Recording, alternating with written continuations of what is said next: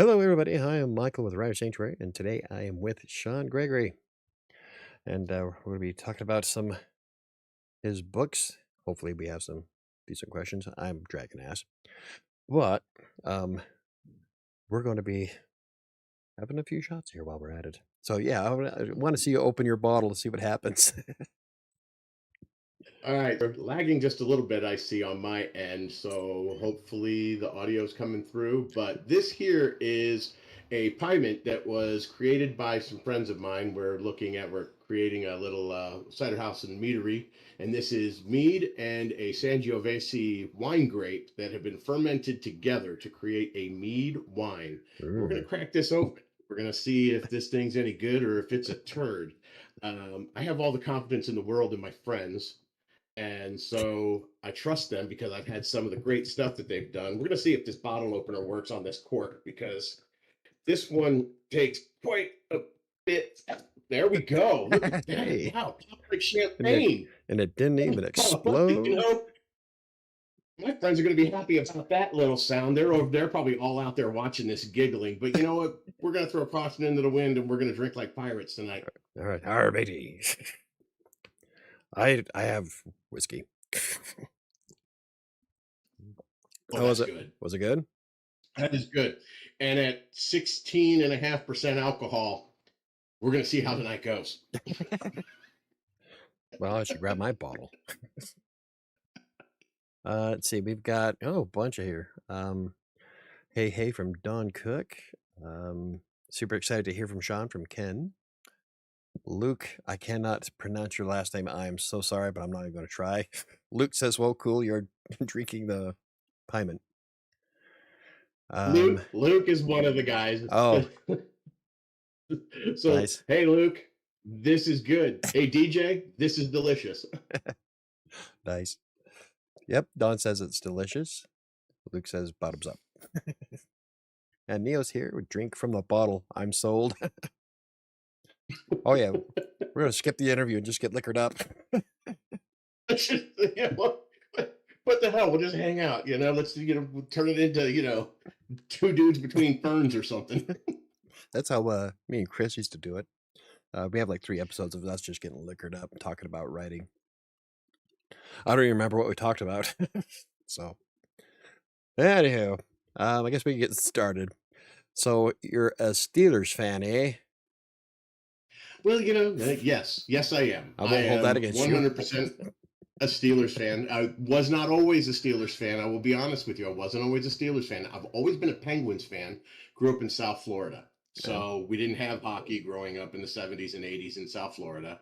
And, so I didn't have it, discovered hockey in the late 80s, early 90s. And what was happening with hockey is, Mhm. Jaromir Jagr, Mario Lemieux, and the Penguins to go, two years in a row, and I was just hooked ever since.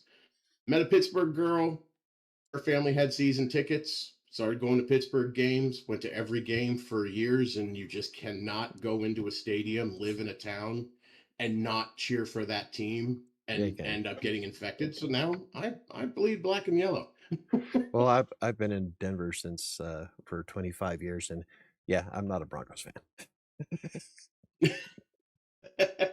Yeah, but do you go to the Broncos games? No. There you go.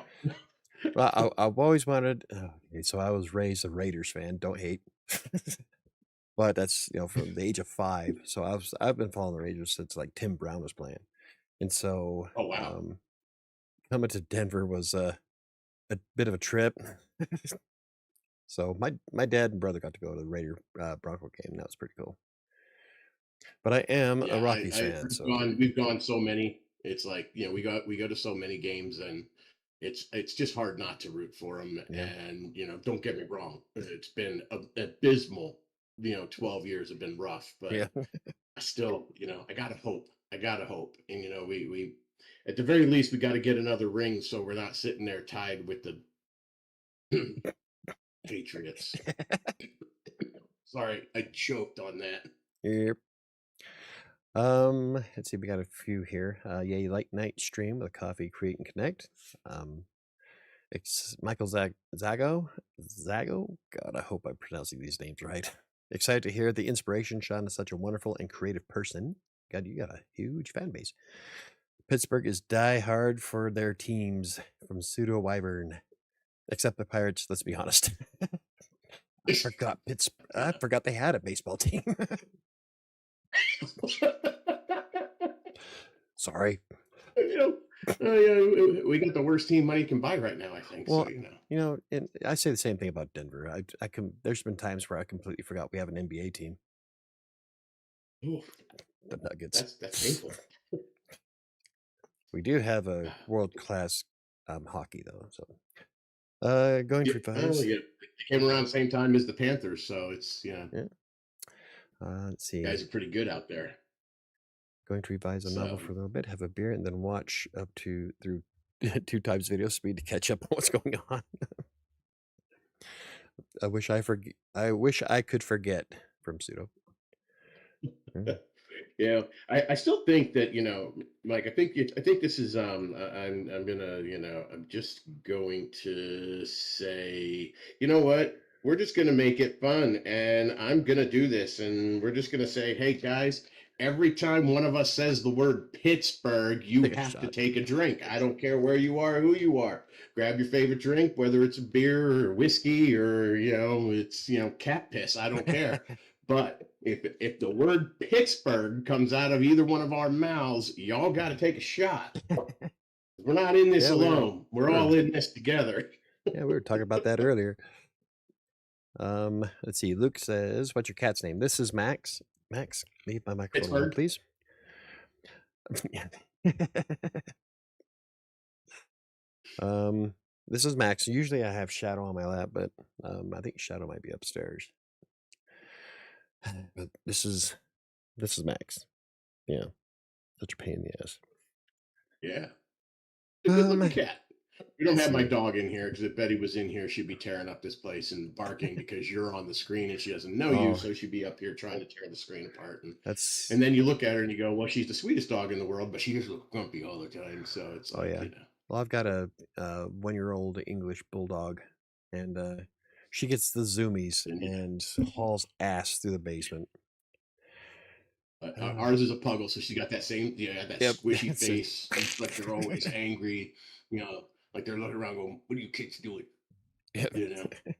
So, all um. right. Okay, so the other half of that question was, but you live in a 100-year-old house. Is that the house that you're in right now, according to your blog? I am living in a, I'm living in a 100-year-old house. So Yes. I love that kind of stuff. How much of the history do you know of it? Like, So here's the thing: we know is more there history bodies in the about the walls? neighborhood.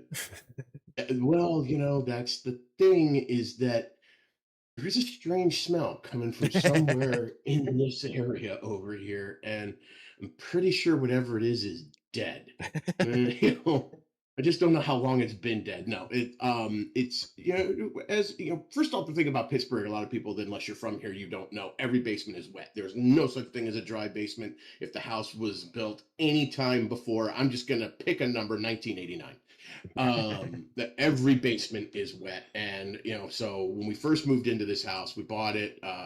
We have a beautiful piece of property in a beautiful neighborhood. Like I said, the neighborhood, we're one of the first houses in the neighborhood. It started in 1929. Our house was built in 1930. All kinds of problems, right? Like electricity is in many places still two wire, so having to rerun electricity. But every basement's wet and it floods. And the very first, we bought the house in June, moved in August. The following March, massive thunderstorm came in and we had almost a foot of water in the basement.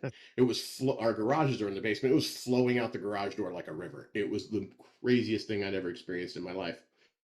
And Uh, so you do kind of have to live with that. And we put money into it to try and sump pump, or a French drain and all these other things to try and mitigate the water. But at the end of the day, a good thunderstorm or rainstorm comes through here, and my friends and I, some of the guys that are on right now watching this show, I'm like, I've got water in my basement, I gotta go.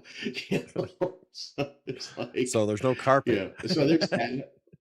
But you know what though? The plaster walls, so it's really energy efficient. It stays, warm in the winter, cool in the summer. It's, and again, we get this history, and we live on a nature preserve, so it's actually a Mm. wildlife preserve. We have bird Oh, nice. sanctuary Yeah. on one side of our house, which is kind of nice. It's like, yeah. Um, yeah, but and we have a slate roof, and the slate roof is a 150-year-old slate. It's that West Virginia Ooh, slate that lasts forever, takes a beating, hail hits it, boom, boom, boom, and it's fine. So nice. we don't worry too much about roof leaks. We have to replace flashing and stuff, but really where we run into the problems are Your electrical, your plumbing, water. the Mm. water in the Oh yeah, yeah. basement. I Did I bet you. mention the water in the Yeah. basement? It's a problem. I bet you guys probably still have the old style aluminum wiring too, or did you replace all that? We've replaced 90% of it, but that requires ripping open the Oh beautiful yeah, plaster walls, and that yeah. kind of is a drain. And that's why my office, it looks the way it does. I mean, this is not the most, you look at it and you go, wow, this place is kind of a rat hole, right? But Oh, we're trying to better get than all the mine. water problems fixed before that redecorating in here and turning it into my wife is like, what are you going to do with your office? And I'm like, Irish pub spaceship. Oh, She's like, those two don't go together. And I'm like, yeah, they you think do. in the future when we're flying through space they're not going to have Irish pubs? They absolutely are, and we're going to set the tone for what it looks Yeah, like. that's as soon as my oldest moves out of my office, I'm moving my office back into it, and then turning this into my bar. Already have There you go. plans. Ah, see now, and then what you're going to have to do is start doing live shows from there. You have to fly all your guests Yeah, out. don't think I won't. Okay. Let's see. Pseudo says, absolutely love the two original pieces of for the book covers behind you, Sean. That's awesome. Yeah, that's some awesome artwork there. Oh, so that is the actual artwork to my book cover. So for those of you who have seen or have not seen, my debut book, The Growing Darkness, which is book one of the God Killers trilogy, and it's Yeah. that's it right there. And this is actually the painting for book two, and my artist Libby Masaccio, yeah, she paints these on canvas, and then we take them and have them photographed. And it's two things. One, it's local Pittsburgh artist, you Right. know, collaboration with her. I'm getting a chance to do these book covers. In Garrow's Basin, I worked with another local Pittsburgh artist to do all of the illustrations. Serenity of the Heart, Serena Dunlap. She's here in Pittsburgh. She did all the illustrations in Garrow's Basin. I try to work with actual artists because I'm gonna be really honest with you. This whole AI bullshit for Oh yeah. creativity, Yeah. I don't care what anybody says. You know what? I don't care. The fact of the matter is, AI was trained on human art. Therefore, it's against our will. Therefore, it's theft and it's plagiarism. If a human being copied somebody else's work and then made a derivative of it without giving credit, we'd sue them for plagiarism. Yeah. But AI somehow is allowed to do that. And so, with the backlash within, the people that I want to read my book, the people that I want to be a part of are, let AI do other things. I totally get that AI has there's no getting away from it. It's here.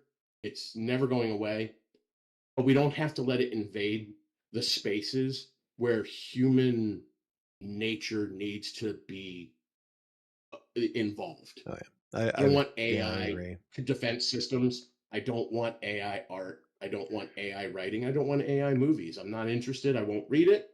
I won't look at it. I won't support it. And in an effort to make sure that I am a vocal voice on anti-AI in the art spaces, I commission work and collaborate with human artists Yeah. to do the work of what we do. We're creative, that we're creating something for humans. It Yeah. should be created by humans. Oh yeah. I I totally agree. just I am and I love extremely what Libby against. does. Libby came down. She was here at the house a few weeks ago, and she came down. I don't think she believed me when I said your art hangs over my desk.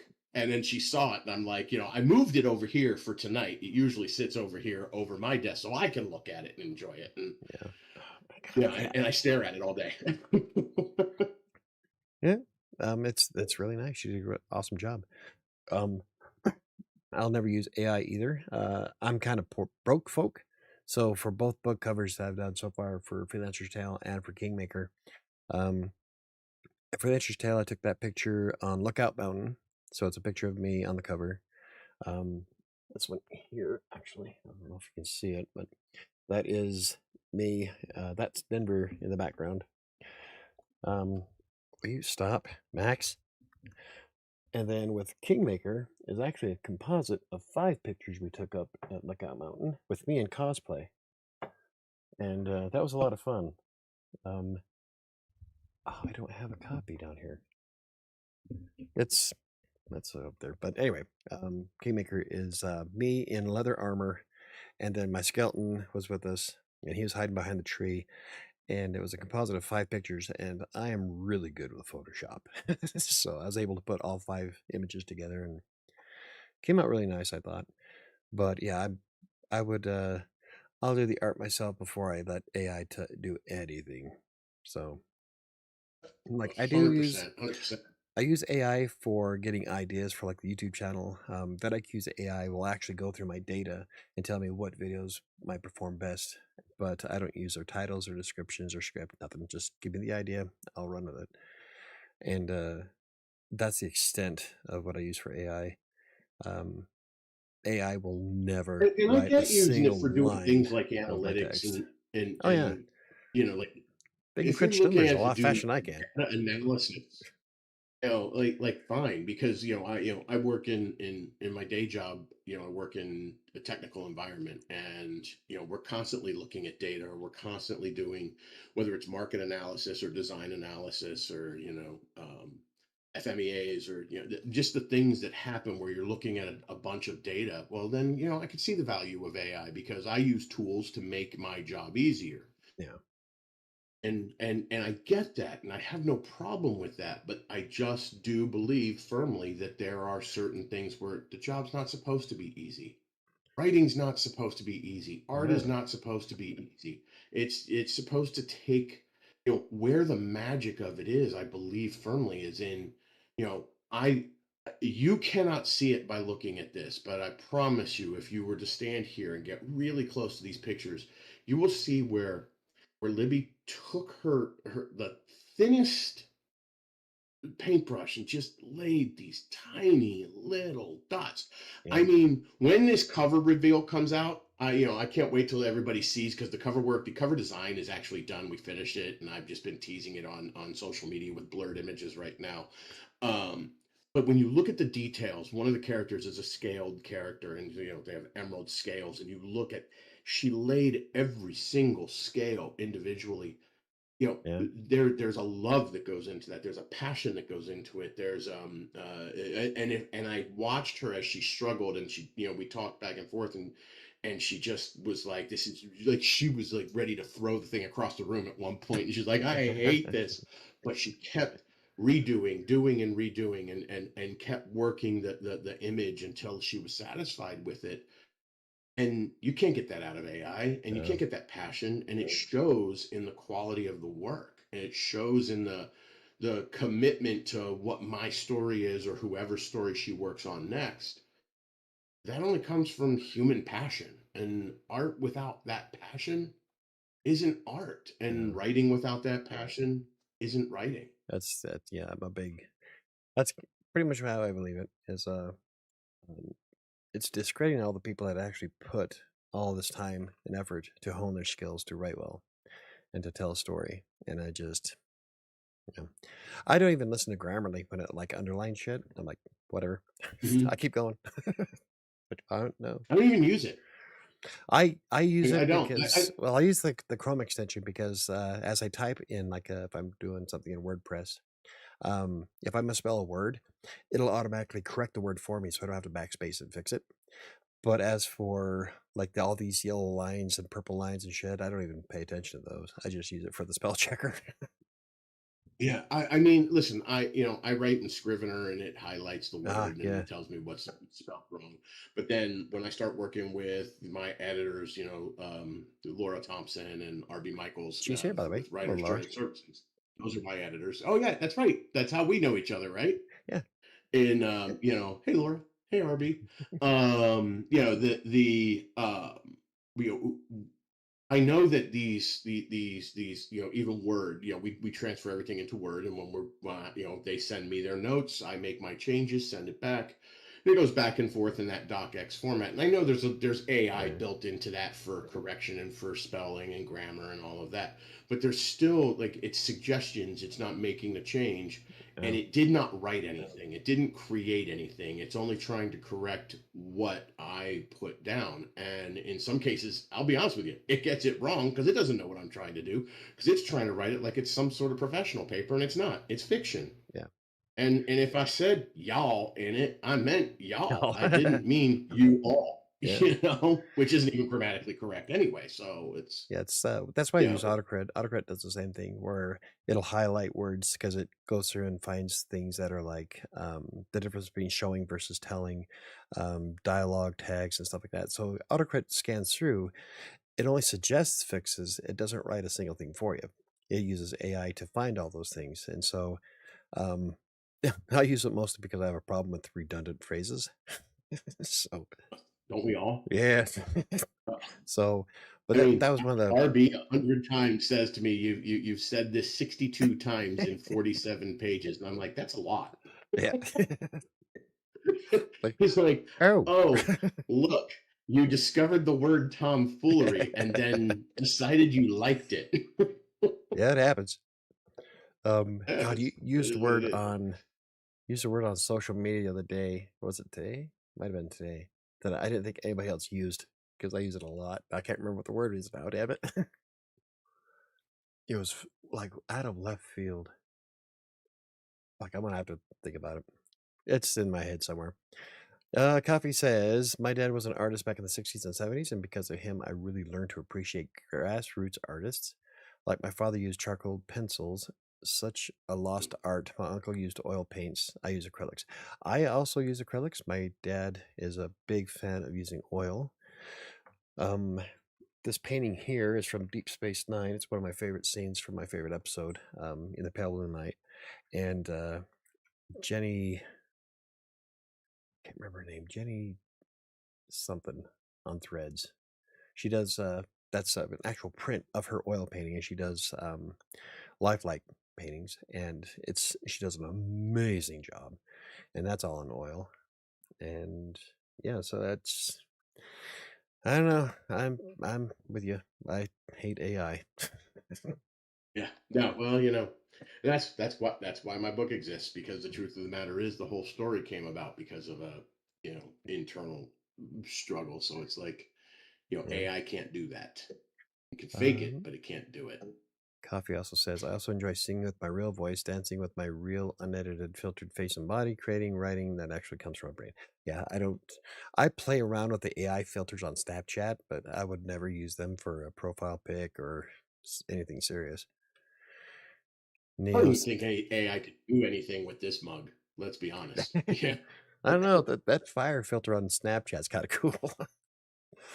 Uh, Neil says, if I could turn back time. Okay, so that's a reference to when I did the book cover to Kingmaker. I put a bunch of stuff on Instagram, and one of them was I had this long black wig, and as I was getting dressed and ready for the picture, I was singing. I was being Cher. I did the hair flip. If I can turn back time. So that's Yeah, where you, that you came kind of. from. As soon as I heard it, I almost broke out into song. Let's be honest. Michael says AI has unlimited value in analytics. Yes, I agree. It's not what I want to see in creative spaces. Yeah, I totally agree with that. AI can crunch numbers a hell of a lot faster than I can, but as for Exactly. creating something, it just I don't know. I've seen some book trailers that people have done with AI, and it's nightmare fuel. This is like I would never put that on my channel. It's. Uh, I mean, mm. it's just, I don't know. We could, but Oh yeah, the I truth could is, do a all I'm whole going to do show is on bash it. it. I couldn't give you a good positive because I'm so busy bashing it all the time. So, and Oh I yeah. got some haters on me that, they just are just like, you know, it's here, and it takes effort to write the prompts and blah blah blah. Well, Right. All right. You're a it prompt jockey, takes effort to fix a car too. Doesn't mean it's the right thing. So right? Pseudo says, "Bring us the painting." Is there any way you can bring the painting closer so they can see the painting, or is it on the wall? it's on the wall. Okay. It's hard mounted on the wall. Okay. So there you go, Pseudo. You can't move it. Um. Oh yeah, and Don says that everybody owes 3 shots for saying the word Pittsburgh. There's 4. Um. You, you, I'm gonna bitch. Well, I'm gonna have to grab my bottle. I'm almost out. Well, Correction. if I could I'm out. pass this to the screen, if I could pass this through the screen, I would, but I Oh, can't. So I'm gonna have to sit here. yeah, that'd be awesome. Um. Fireball's on the other side. Let's see. Pseudo says, "Oh my god, I love Duke Silver. Your shirt." Hey, it's the Duke Silver trio. It's if I could Cat play the hair. sax, I'd probably be Duke Silver, but I'm more like the dude. So my wife says I'm more like Jeff Spicoli from Nice. Fast Times at Ridgemont High. Yeah.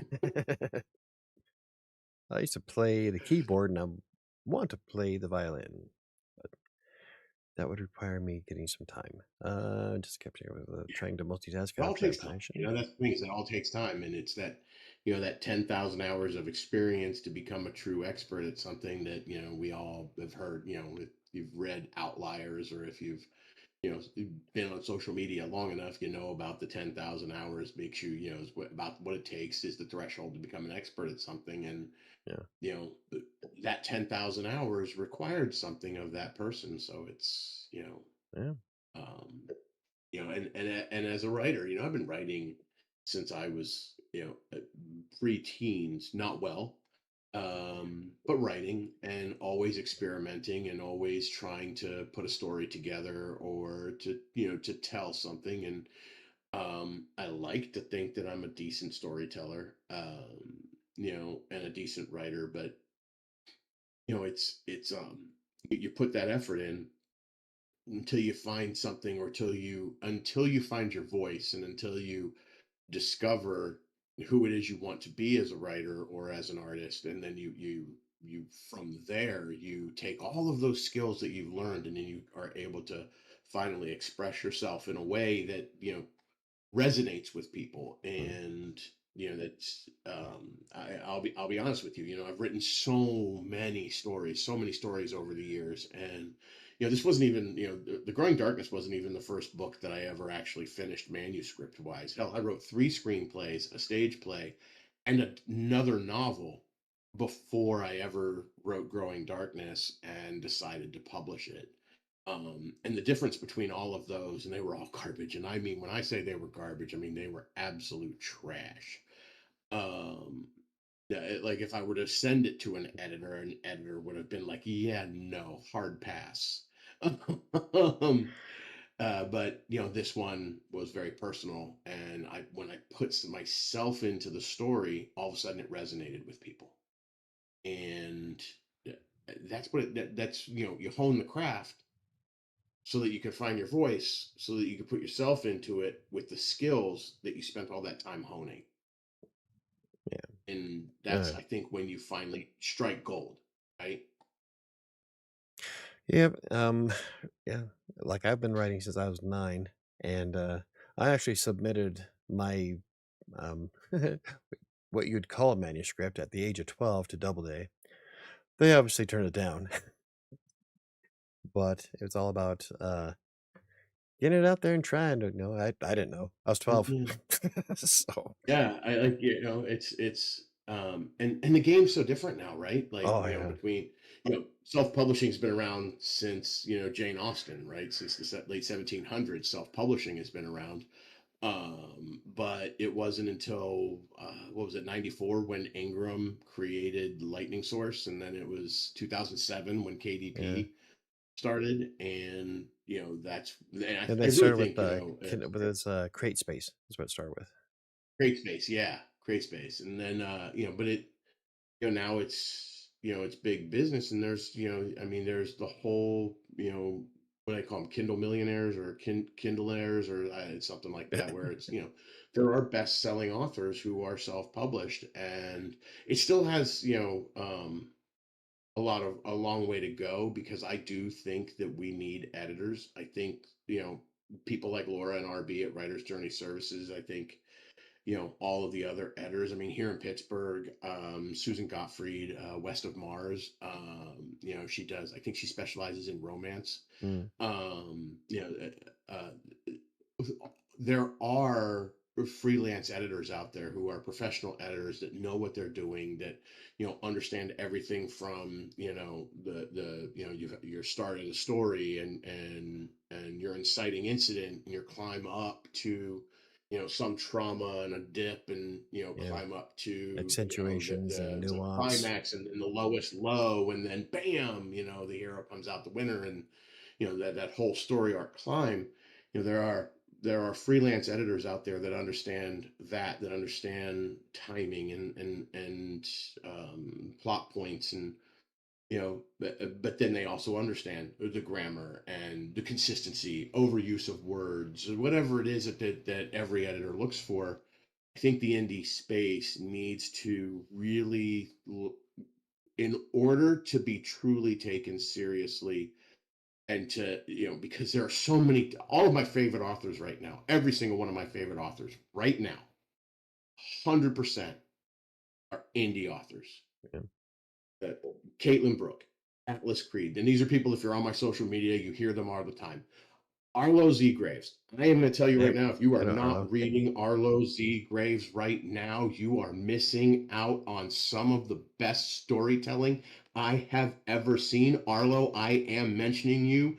I'm telling you, they write amazing stories. And the fact that they do it with a severe case of dyslexia, just the ice moves for no one. Absolutely amazing.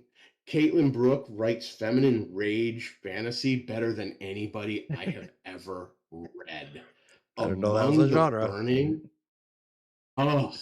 oh, she is so talented. Atlas Creed's Armitage, Mm, I could not put it down.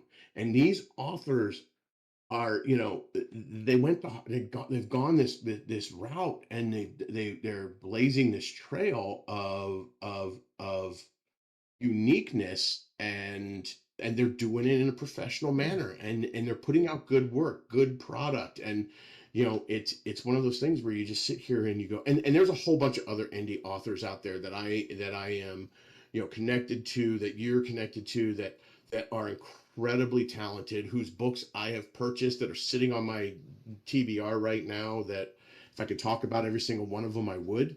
yeah. But and I can, and we will later after I've read everybody's book. But they're all edited. They all use professional editors. They all did the work of allowing another person to see their work. And I know a lot of indie authors, and here's the thing too, beta readers. I've got a very small team of beta readers, but Andrea Uvani, Amanda Miller, like, they read pretty much everything I write, Mm, and they read it before everybody else does, and they tell me what they hate, they tell me what they like, they give me suggestions, and I take those. My son Patrick is firmly, deeply involved in what I write, and he tears it apart, and he does it with great compassion, but he does it with such an honest, hey, this is not working, or did you think about this, or wow, that's really good. And he's like, but this causes a problem for you later. What are you going to do about it? So we can have these conversations, but there's still, as great as all of that beta reading is, as great as alpha readers are, you've got to have that professional eye that truly understands storytelling. And where, as indie authors, we can start to actually upset the industry in a way that they'll have to take us serious is through using professional editors. I think that's important. I don't know how I got on that digression, but I think my punishment should be that we say Pittsburgh All just one time. right. No, I'm out. I'm going to get my bottle. Laura says, we wouldn't pass. We just tell you how much work you need to do to make it passable. For those who don't know, Laura Thompson has it's not just editing that they do there. They do the book covers and everything else too. So, um, yeah, Neil, if you can put Laura's company link in the chat, that'd be awesome. I can't remember it offhand. I'm sorry. Writing services, something, right? Writer's Journey, There we go. Writer's Journey Services. Sorry, Laura. I've had a bad day. Neo Um, asks, can I put the code in the chat for free shipping with the order of your book? We have a code for free shipping? I do. It's fuck it free ship. Oh, that's right. I forgot about that. I saw that. Listen. The last thing in the world I'm going to be is I'm not going to shy away from who my personality is. I mean, I've cussed a lot less than my everybody that knows me that's on that has ever heard in their life. They're like, wow, he actually can speak without dropping f bombs every Yes. 38 seconds. Um, it's because it hasn't come up, guys. That's all. It just hasn't Good. happened. All right. Good. But yes, if you go on my website, just go to my website and you can drop it. But I am going to say this.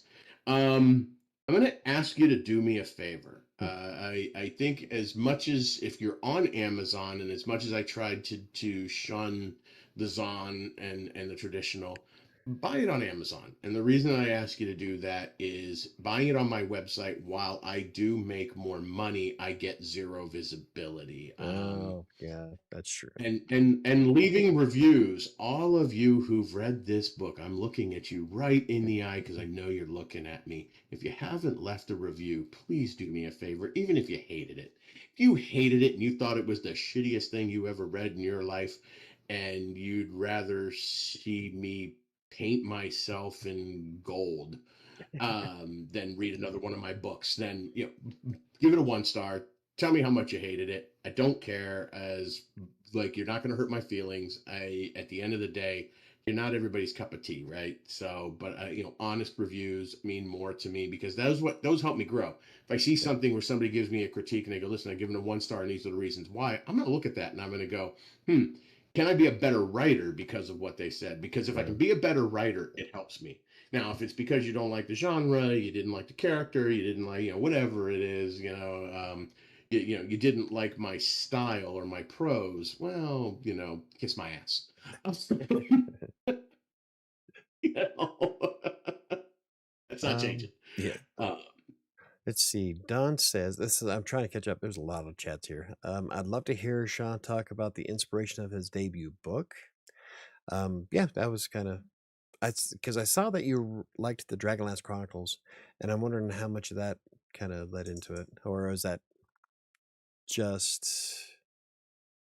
there is nothing in my book that is based on anything I've ever read. Hmm. Don, yeah, I was afraid somebody was going to ask that question, so I'm going to try not to cry here. Oh, oh, Um, I lost, I lost two people very close to me to that was on. suicide. Was that on? That's the suicide thing that's on your page, right? Yes, there's a So, reason that I have suicide prevention on my website. I'm very passionate about suicide prevention.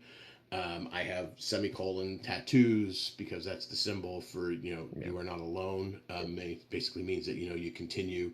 It's for suicide survivors like me, who lost survivors. I apologize, lost survivors like me. And I'm one of, I don't know very many people who have been through it twice, and I have, and you have. my Okay, son and so my you brother. understand what? Yeah. Okay. See, and so close, right? Close people, Mm, and my adopted son and my aunt, my mother's baby sister, who was only 16 years older than me and was my best friend, and literally I could do no wrong. They took their own lives. It was unexpected timing. It was awful. And one while I was in college and one here right before the pandemic started, and I came down the stairs in 2019. Nate died. We were very, very close. And in 2023, I came down the stairs, and it was December 1st. And I remember the day, I remember everything, because it's crazy that I wrote this book, the first draft, in 30 days, 155,000 words. December 1st. On January 3rd, I was done with the first draft of the book. And I said, I'm not okay. I said, but I think I know how I can be. And I had this idea for a character, Shen Zarl of Ditherun, who's the main character. And the book is told entirely from his first person perspective. Um, I wanted to get into I laid in bed from April 7th of 2019 to November 30th of 2023 every night, trying to understand and going, what does the mindset, what would lead you to that? And unfortunately, by obsessing over that, I began to understand more and more in my head how easy it is to fall into a trap of despair. Yeah. And that's when I started to realize, oh shit, I'm in danger. I'm not okay. And being through it twice, I was not going to be that person, right? I couldn't do that to everybody else. And I came downstairs, and my wife looked me dead in the face, and she said, I've been waiting for years for you to admit that. And Yeah. I told her about the story idea, and she said, I think you should write it. And I don't think you should just write it. I think you should publish it. Um, the reason that I self-published is I wanted control. The reason that I self-published, I actually only queried 3 agents, and I got 3 rejections. But I was doing that because I knew you were supposed to. I was doing that because on the off chance that I did get an agent, if I struck gold right off, if I hit it out of the park, great. But I always intended to self-publish, because my wife said to me, we have friends that are self-published. She has friends that are self-published, and they have very nice careers through KDP. And she's like, do it through KDP, self-publish, tell the story you want to tell. Yeah. And thankfully, and prior to Laura and RB, I worked with an editor out of the UK, Steve Moore, who took a look at the first manuscript, and he was like, I think you have a great story here, but man, is it rough. And we went through it, and so I had a first round of editing before I worked with people here in the US. But that's where the story came from. Shen is an amalgamation of 3 people: Nate, Aunt Bobby, and me. And I put those people together, and I took the best, not the best, I took the traits of Nate and Aunt Bobby that I felt would resonate with people. And I put them into this character. And then as I was writing the character, I wrote them in my voice with That's awesome. everybody else's personality traits. And as I was developing and writing the story, I didn't even know what the story was going to be. I just knew I had this character. Yeah. And it all started with Shen, and then the world just exploded out of that. And some of the people that are watching this podcast right now, Don and Pseudo Wyvern, his son DJ, they and my son Patrick, um, we talked ad nauseum about this world that I was creating, and who the gods are, and what the purpose of it was, and we built this thing out of it, and I wrote this story. And but that is where this story came from, is actually from trauma, which Mm. goes all the way back to what we were talking about earlier, right? AI can't do that. Yeah. you know, I took this trauma, and then my beta read team came from, they read this book, they fell in love with this character, and they want to be involved in it, right? They're like, I want to be a part of this. I want to in some way help this author get this word out. Um, so I wrote this story. I wrote this very personal heartache into this story, and that's its genesis, that's its and then I had to go back and go, well, hell, this world that he lives in, how the hell did it come into existence? Now I have to do a creation myth. Yeah. Like, what's the origin story of the world, how did it get where it is? And that became the drama of the story, of the world. The drama of the world is due to the creation myth. The drama of the character is due to his abandonment issues, his deep-seated psychological issues, his desire to live, but his desire to die, the way he isolates himself from the world, and then how this found family comes into his life and it pulls him out of that, and he finds that there is more than just what's hurting inside if he opens himself up to it. And so while he's saving the world, the people that save the world with him are saving him, and that's the story that we're kind of going through. And what we're trying to find out is how what happens to him after this moment. Yeah, that's awesome, actually. Probably Um, overly deep, but yeah, that like probably oh, there's Shadow. Pittsburgh. Okay, hold on. I gotta grab my glass. I was gonna grab my bottle while you were talking. Let me get you a question real quick so I can turn around. Pseudo says he's right. I expected more cussing. We will see how this goes further into the bottle he gets. You Somebody should, tell him fuck off. yeah, you should be here every Monday. I have a mouth like a drunken sailor.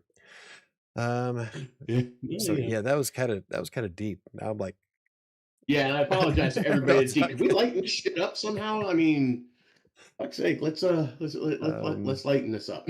okay, so Sam says both of Michael's daughters have semicolon tattoos. They do. Um, so does Sam, actually. Yeah, as I lost my brother in 2001, it was or 2021, and it was 5 minutes before I was going to go live, and so Oh I had God. to.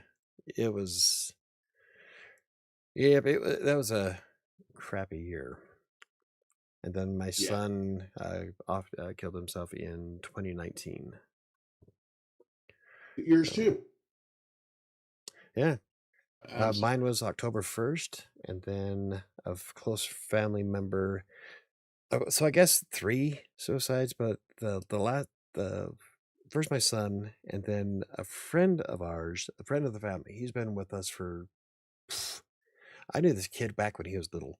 He was my brother's best friend, and he was a sheriff in Utah, and he was actually investigating or helping to investigate my son's death.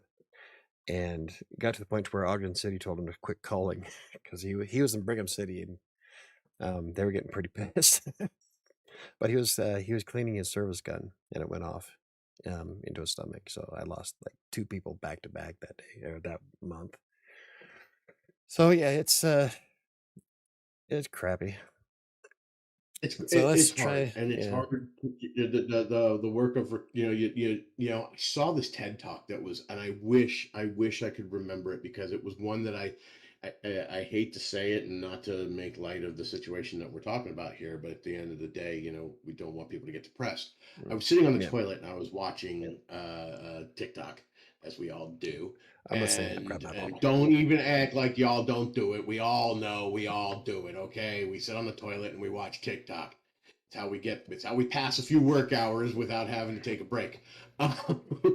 But the reality is that I'm sitting there watching this TED talk, and it was a woman talking about grief, and she had lost her husband, Mm, and and I wish I could say it as eloquently as she did, but basically, it never goes away. The grief never goes away. You don't move on. That person, those people that you lose are always a part of you forever. You just learn how to continue to put one foot in front of the other. But the truth is that grief kind of, whatever you are today, that grief helped form it. yeah. And if you don't come to terms with it, then you will never be able to find the joy that is still left in being alive. And you can't help anybody.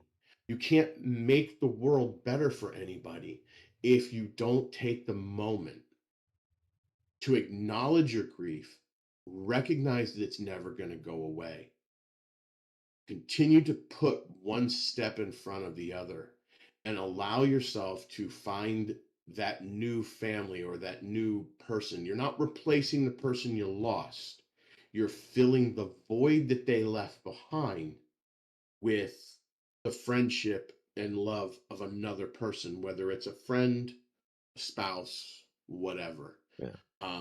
Since moving to Pittsburgh, I say this all the time, since moving here into the Steel City, I have made more friends in the 7 years that I've lived in this city than I did in the 47 years before I lived in it.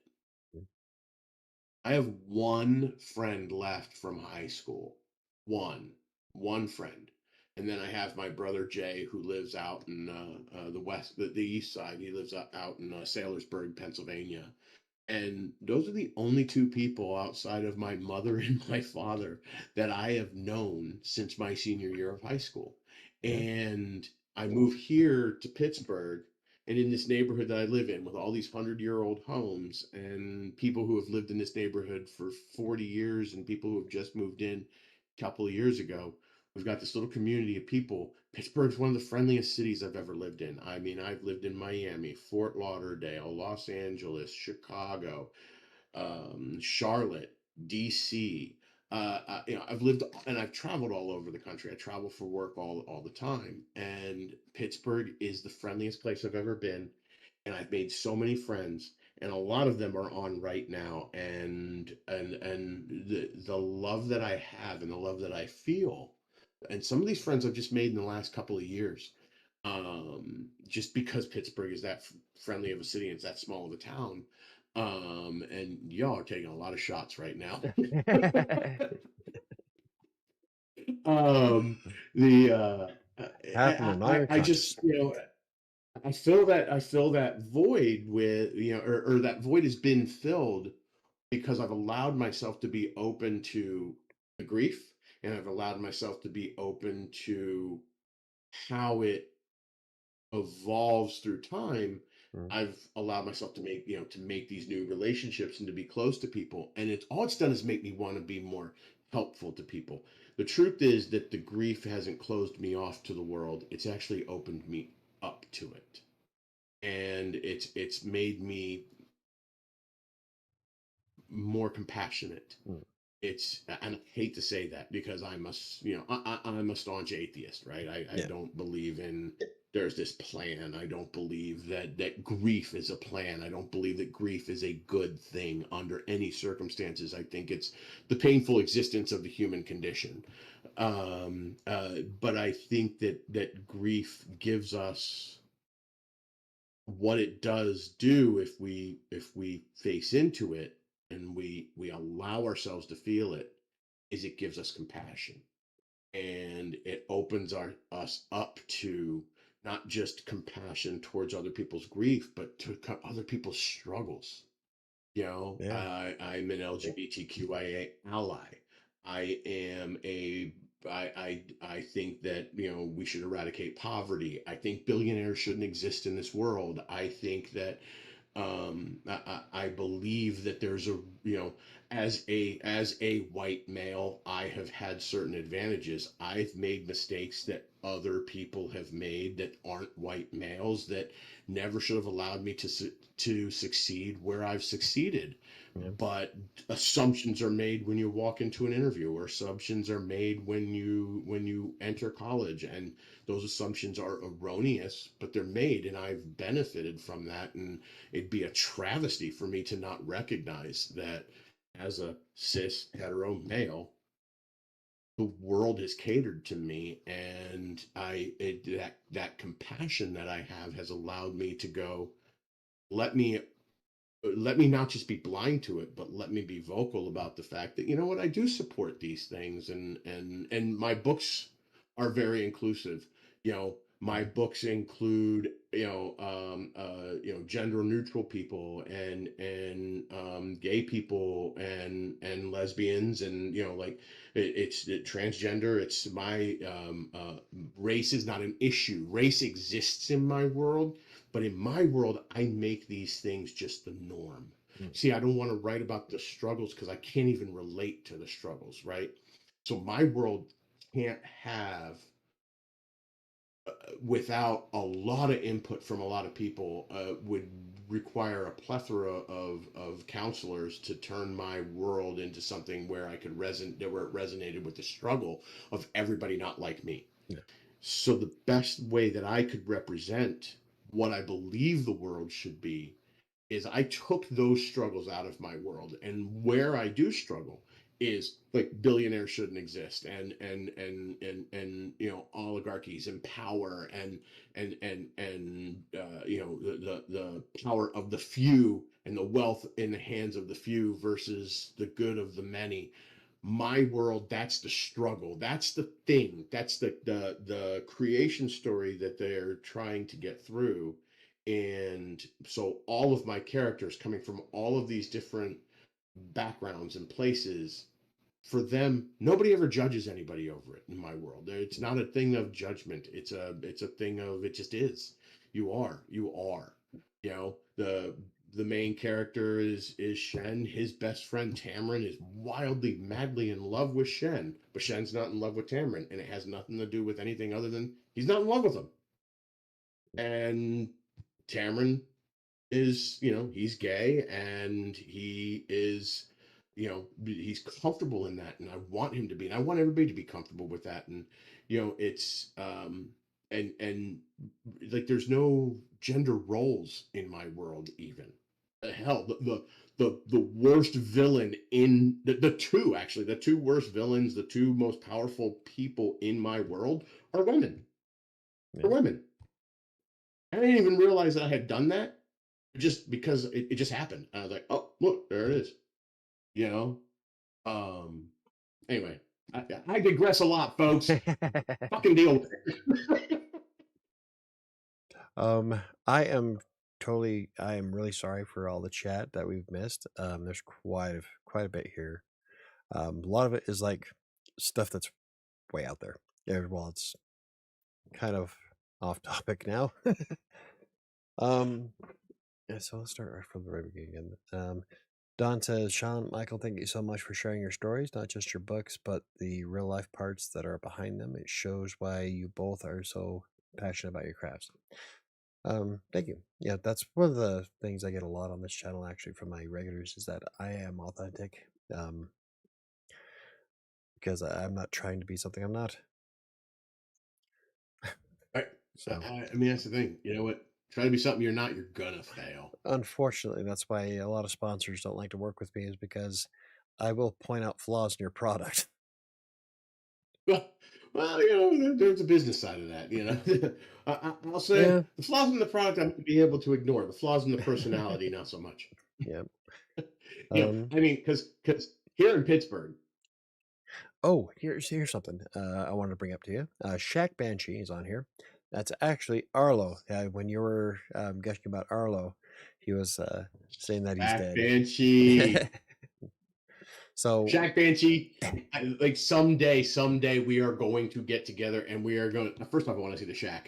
I got to see the Shaq, but more than just videos. But I'm they're one of my favorite people in the let's- entire fucking world. I'm fairly sure that I'm following Arlo on Threads because he followed me, and think I followed you back.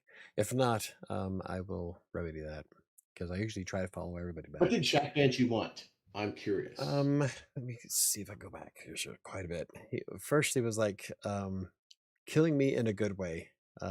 You're killing me. I'm Arlo Z. You're killing me in a good way. I'm dead or dead. And So, it's when I can you're tell you right now. You want to see? Hold on, I gotta walk away, guys. I gotta roll away oh, because I'm gonna make make Shaq Arlo. Banshee swoon. Hey, Shaq Banshee, I'm gonna make you swoon, guys. This is the book that you have to get. This book right here. You have got to get this book. Forget about mine. Get this book.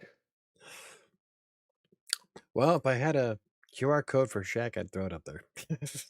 Right now, I don't know if you can see it, but I have a Chiron for your book and a QR code to it. It goes straight to the Amazon Oh, link. beautiful. So Listen, do I want, yes, obviously I want everybody to buy my book. I want to be an international bestseller, but I that want to quit my job and I want to do writing would for be awesome. forever.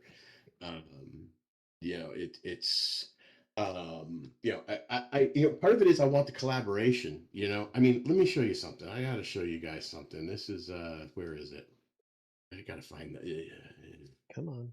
I got to show you one of so Serena and I, when we were doing going through the illustrations of the book, and she had all these happy accidents, and she was just doing these like 2 minute sketches on post-it notes, and we were sitting looking at it, and it was, you know, but what we wanted was, you remember back in like the 60s and 70s, that old school way of illustrating where it was, very line oriented and all. And look, I can't even do it justice. All right. I mean, old school style illustrations, right? And it was just like she just puts these things together, and I like. By the way, that was my book, Garrow's Basin, which is a little side quest to book Mm. one, and um, you know, Arlo thinks you have to read book one to enjoy the side quest. I think the side quest can be read alone, and you might miss a few things, but it's a separate story. And actually, Arlo meant that in all of the best way possible. She was just trying to get people to read book one. They were just trying to get people to read book one. Sorry, Arlo. Um, we're trying to get that, like, it just is not it's not the standalone that I meant it to be. They were not wrong, but I'll argue with them anyway. Okay, so one of the things that Arlo brought up was I want Sean to info dump on nether stacks. I am obsessed. I'm not sure what the hell that is. What's nether stacks? Okay. So in my world there are these little mini events that happen. So my we do deal with environmental crisis in my book. We deal with the oppression of governments. We deal with the oppressive nature of religion. We deal with the psychological issues of somebody who suffers from abandonment issues. And within the environmental stuff, there are these things that appear, nether stacks, and they're there. And the problem is, Arlo, I can't give you any more information than what's in the first two books because big reveals coming in book two, which, by the Uh, way, releases on June 30th. The nether stacks are going to play a much bigger role in book two. And in fact, you are going to find out somewhere in book two just how they come into existence. yeah, so there you go. There's the answer. And you will not find out why, but um, you will find out how. Book three is how you find out why. okay, so Reddity's is here, and she says, "Thank you. It was fun about the sketches." Um, let's see. Laura says, "That's the dream. Quit the dreaded 9 to 5 and be a professional writer and editor full time. You helped me out a lot with that, Sean, by trusting me to be a part of your journey. So thanks." Sam put the link to The Ice Moves for No One. So if you want to check out Arlo's book, the link is in the chat. I would quit and be a full time Please artist check that thinker. out. This should be on everybody's TBR. Actually, sorry, Arlo, I got to do it again. Well, you got a fan, Arlo. Black Rose is the most imaginative, creative novella I've ever seen. It's a very short, very quick read. It's not a novella. It's a novel, but it's a short novel. But imagine a Colt 45 bunt line that's sentient, Ooh.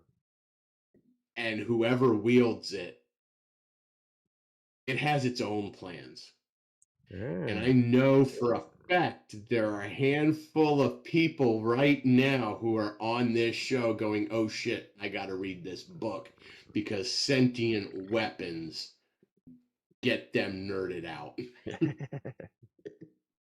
I don't think. Oh, And that was that's my a lie. first experience. This is, you know what, I you've have a got to get sentient Arlo weapon. on your show. You have got to get Arlo on Yeah. your show. You've got to Hey, say, I would sit and watch them all day long talk about their stuff.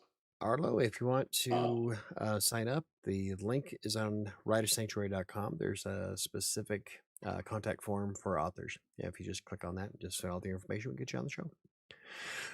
Not sure how much we need to do now that Sean's pimped the hell out of your book. You're I getting more know, but advertising here's than the he thing. is. Let me just plug mine. Oh, there we go. For those of you who Officially. haven't discovered me yet, who aren't already following me because you read me, but if you're new, go on to Amazon, buy these books. If you want to buy them direct from me, you can. And I understand if that's what you want to do, if that's the path you want to take. I have copies sitting here. I've got 100 copies of each sitting here. I have about 40 copies of the hardcover, a couple hundred copies of the paperback. This only comes in paperback. This actually is the first time that I had the Authors Guild gave me the human Oh, nice. authored stamp. So it's even got its little serial number down there. Um, So Buy these sad we books. have to Book do two that. is coming in 30, yeah, little 45 days. Let's call Yeah, it. I was I'm going to not say going to do it's the math. I don't feel like it. And June. and I drank a half a bottle of 16.5%. And here in Pittsburgh, we never don't drink. Rookie. A rookie. I have a 3:30 roll call to catch a freaking flight to New Jersey tomorrow. I'm literally going to get 4 hours sleep. I know I'm going to oversleep and miss it, and I'm just going to end up getting destroyed by the owner of the company. But it is what it is. Shouldn't have asked me to come last minute. Pseudo says, I'm working on the Oh, sentient weaponry in my TTRPG right now. In fact, yes, and woo! I do have a sentient weapon in. Actually, I can't say because it's at the end of Kingmaker. Fury, the next book, is going to be more of him. But in Despair, which is the audiobook that I have on Creative Sanctuary YouTube channel, there's a sentient dagger. He was a lot of fun.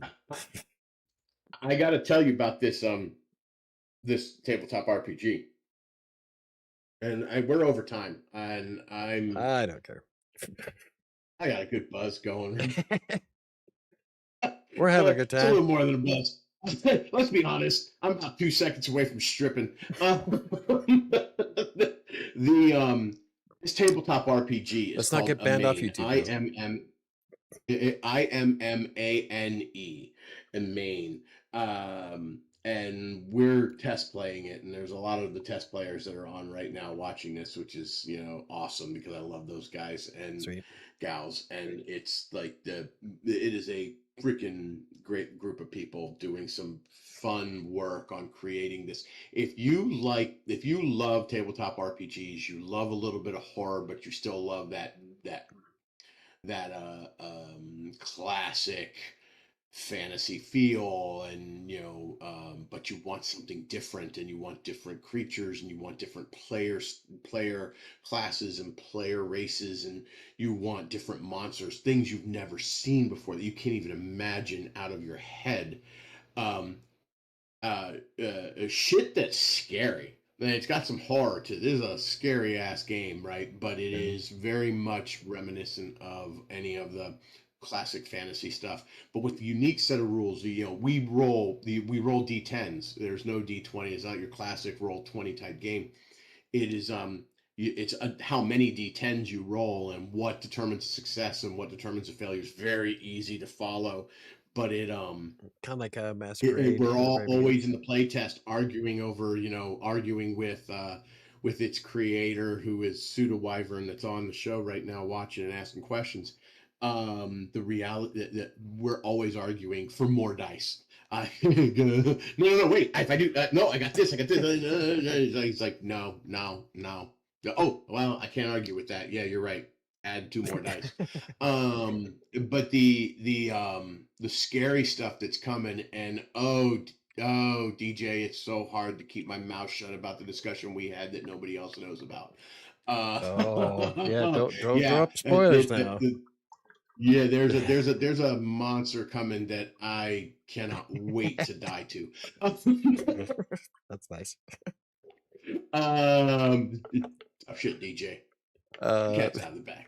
that's awesome. But So, yeah, this Amain, IMMANE. Follow Amain IRPG on Instagram and there's a Kickstarter for it that's going Sweet. on right now. The level of playtesting that we've been doing, especially, I've been doing a lot less of it than the rest of the core testers.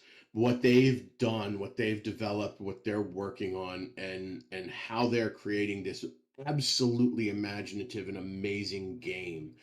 The truth is, the creator and I are talking about doing a series of somewhat connoissant god killers world mixed with the main story arcs, Yeah. and so we got some Yeah. cool stuff that we're trying to work through now. And but there's also, because my books have monsters in it, I create unique monsters, and the truth is those monsters came from up here, like Yeah. literally these monsters are the monsters from my dreams as a kid, from my night terrors that I've never forgotten, because I still freaking fucking dream about these sons of bitches. And so I put them in the book. I figure if I had to be scared by him, everybody else needs to suffer. But this game, a main RPG, follow it. Get on the Kickstarter, contribute to the Kickstarter, make this game happen. This is going to be the thing that is going to really light up the tabletop RPG world when it happens. And you guys plan on doing stories and books out of it, right? Is that what you were saying? We're talking about doing some stories and some books out of it. Okay, That so I'll make I this. How think about it'd be this? fun. I will go ahead, and if any one of you want to join, we can do a live interview for Emaine. I also am waiting for somebody here that also, this is the second time that someone brought up an RPG on the channel. And actually, the other one is here locally, and he's doing one for superheroes. I'm trying to get him on the show. But if you guys want to get on and talk about Emaine and the stories behind it and building it up, yeah, I'll promote you guys. Oh, Sounds pretty awesome. we'll be having that conversation. Let's put it this way: these guys don't have a choice now. Yeah, it's out there. It's out there, and I'm gonna be pushing for it. Yeah. And woo, baby. Ooh, but you know what? They're all based in. Guess what city they're all based in? Pittsburgh. Pittsburgh. That's two. Don says this is the slowest I've ever seen Sean drink booze. Just saying. Serenity He's not says, wrong. Serenity says, I'm expecting more of the bottle to be done, to be honest. And Pseudo says, for those of Serena. you, yeah, that's have a bottle.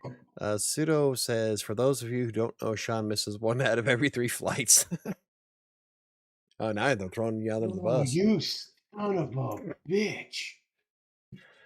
Let's see. Shaq says your monsters are so good. Again, no Kickstarter, but the Patreon is at. I don't know if it'll show the Patreon, Luke. Sorry, Patreon. It's not Kickstarter. So It's Patreon. I don't think it's going to show the link. Yeah, if you want to We'll go get it out ahead, there. yeah, if you guys want to hit me up on the contact form, we can get the link and all that. We can do the interview and all that, just like we're doing with Sean here. In fact, we've had multiple people. Like I had Laura and Tim on last Yeah, month I talking saw about that their one. book. That was a lot of fun. I love having Laura and Tim on. So we can do a multi. In fact, Discord can handle up to 25 people, so we can have a party. Oh, with this crowd, that will turn into a nightmare. I'm just going to let you know. We're all going to be either drunk or high Okay, or so both. That's going to happen. as long as we don't get banned on YouTube, that's fine. I mean, I think you have to slash a baby's throat and kick it down the stairs, but still. Oh, yeah. No, no, none of that. No. No. Let's All see. purely legal. Yeah, let's see. Jenny here says, okay, I'll let you enjoy your conversation. So I come back and listen to it all in 2 times to catch up after I hit my goal. Yeah, Jenny also watches. I do writing sprints periodically throughout the week. It's a 2-hour block of time that lets me get quite a bit done. And she's there regularly. It was less in the bottle when I made that comment.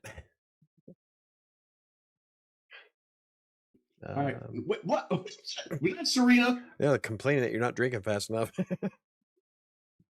I'm just saying, was that Serena? Yeah. She and I are going to have words later. Dude, if you include us all in the main interview, be prepared. You haven't seen my Monday shows, have you? Wait, I guarantee you, if you include us all in the Monday interview, be prepared. I would bet $50 that came from Dawn. Yep. So what we'll do is we'll do a Listen, there are people in this world that you know really well. yeah. What we'll do is we'll do a So list. I just want to say one last time, I Right. want everybody to go and buy my book, The Growing Darkness. And I really want them to buy The Growing Darkness. And it's such a great book. It's one of the books that, you know what, I do need to do a shout out though. And I do need to actually, I'm gonna walk away one more time. I know you're gonna end up looking at this beautifully ugly, well, beautiful, because I have some great artwork behind me. I've got John Glenn posters from when he ran for president, because my wife used to work for the awesome astronaut and senator from Mm, Ohio. nice. But I do,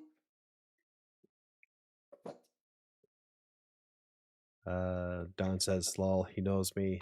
I Serenity do want to says, no, shout so out to Kate. well, you don't need to I see do the want to shout out comments. to Caitlin Brooke. I do Caitlin want to Brooke. shout out to Caitlin. I think I've These seen books. I think I've seen Caitlin on Threads.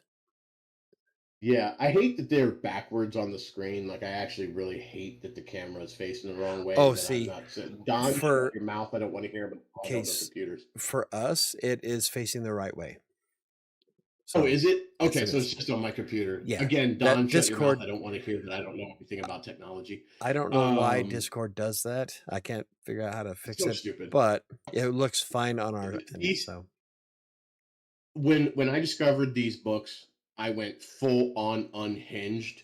DM'd Caitlin Brooke in Instagram. She actually talked to me, oh, and every chance I get, I tag her, and she's so sweet because she comes in, she's like, "Oh my god, thank you! Oh my god, thank you! Oh my god, thank you!" I'm like, I really am sorry that I fanboy the shit out of you, but I have definitely learned that my wife used to complain I only read male authors. Other than Atlas Creed and coming Mark Avery's Discipline coming out, I have pretty much only read female authors for the last year. well, I've got I started Laura's book because I really want to get That's on my into TBR too. the witch's The book. first one. Yeah, the witch. Yeah, Yes. blood magic. I started it, but then I got sidetracked with classic horror tales, and so as soon as I get done with that, I'm gonna finish the witch's book. But I really like how it started off. I've read the prologue and the first chapter, and I kind of got hooked to it. So I definitely want to finish reading that one. But yeah, the witch's books are really nice by Laura. I'm telling you, indie authors are killing it. Especially the ones that are collaborating, because this is a collaborative process, and the ones that are collaborating with editors and taking that professional advice. Oh yeah. And I get it; it's expensive, but there are inexpensive options out there, right? Again, and it's the reason that I say my editors over and over again is I cannot believe how little they charge me for the work that they do. Oh yeah, and you used And writing and services, and right? and The and, and kick Laura off because I don't want her to hear this, but I would have paid twice the price. Yeah, if you don't know, Laura, we did put the link to their company. And what I liked is that I don't know if you guys are still doing it, but you were doing like a payment plan type thing. So if you guys don't have like a lot of cash, then they'll work with you. So I really To work like with you. that aspect. As soon as I come up with some cash, like this for Shadows of Atlantic City, that's my next book that's coming out. I have like $0 to put towards it. So for Fury, I'm definitely probably gonna send it your guys' way, Laura. Fury is the sequel to Kingmaker, and that one's a lot of fun. I write dark fantasy, and I definitely don't write kids lit. So No, no, mine is not for kids. Mine is definitely not for kids. I mean, it's scary, it's dark, I mean, let's be honest, we're dealing with dark topics, oh but yeah, the You know, I get a little gory in mine too. So yeah, yeah. I mean, I actually had one author come up to me and say, "I really want to read your book." But they were looking at the cover image and they're like, "I don't do body horror." And I'm like, yeah, moving looks on. like body horror. It looks like body Oh, horror, but yeah, there's actually very little body horror in my book. It's really. more violent action and monsters. There's one no. Oh, Yeah, don't you know spoil what? I it. take Don't that back. spoil it. I'm thinking about the monsters. The monsters in book two. You think the Kuska are scary? You wait until book two. Don't spoil it. It Go only gets more careful. frightening as it goes. That's funny because usually I'm the one that spoils my books. I'm trying to tell you not to spoil yours. Let's The see. hardest thing in the world for me to not tell people. Arlo says the growing darkness is such an incredible labor of love. Please go buy it in Garrow's Basin if you don't have them yet. So Arlo's trying to reciprocate your promotion. Luke says, Listen, Sean, guys, I want that Amazon bestseller tag. oh, You that'd be all awesome. have to buy it at the same time. So if you haven't bought it, Do it all at do once. me a favor. In the next 24 hours, I make me am happy. I am more of Go a buy a copy of Garrow's Basin, and if you haven't already bought a copy of The Growing Darkness, buy it from Amazon. Buy them both. and Get me to you're that bestsellers list. the next one comes out at the end of June, right? About ish. Right now, it's at the end of June. Right. Laura needs to move her ass. RB needs to move his ass. They have got to get the edits done to me. Laura and RB will tell you from here on out, my edits are quick. I move fast. Nice. Like this one was a long content edit. Laura came in with a lot of changes or a lot of suggestions that she was 100% accurate on. But in order to make the necessary changes, I had to do a lot of rewriting. So, Mhm. literally, every single chapter of this book was rewritten, and book two is 175,000 words. Holy shit, that's big. And I edited it. Laura, you can type in, you can answer, you can say if this is true or not. I'm pretty sure I edited it in less than 6 weeks. Wow. Might have been eight. I take that back. Might have been Nice. eight. Might have been 8 weeks. Nice. Luke says, Sean, I But really appreciate you using your time to promote your friend's work. That's a super solid move, my guy. Much love and respect. Yeah, that's very impressive. I don't think I've had anybody promote other people more than you. This is supposed to be an interview for you. But I love I that. can't. I do know Arlo off threads, and so I think it's pretty awesome that you pushed Arlo stuff. Um, yeah, that there is just I don't know. I I landed. appreciate it I'm as about well.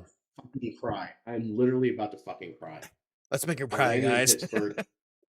Yeah, I landed in Pittsburgh, the friendliest fucking city in the planet, and I met this group of people that I don't. I can't imagine my life not having this group of folks. Ken, Luke, DJ, Libby, Zoe, Zach, Max, and my best friend Don. Um, uh, uh,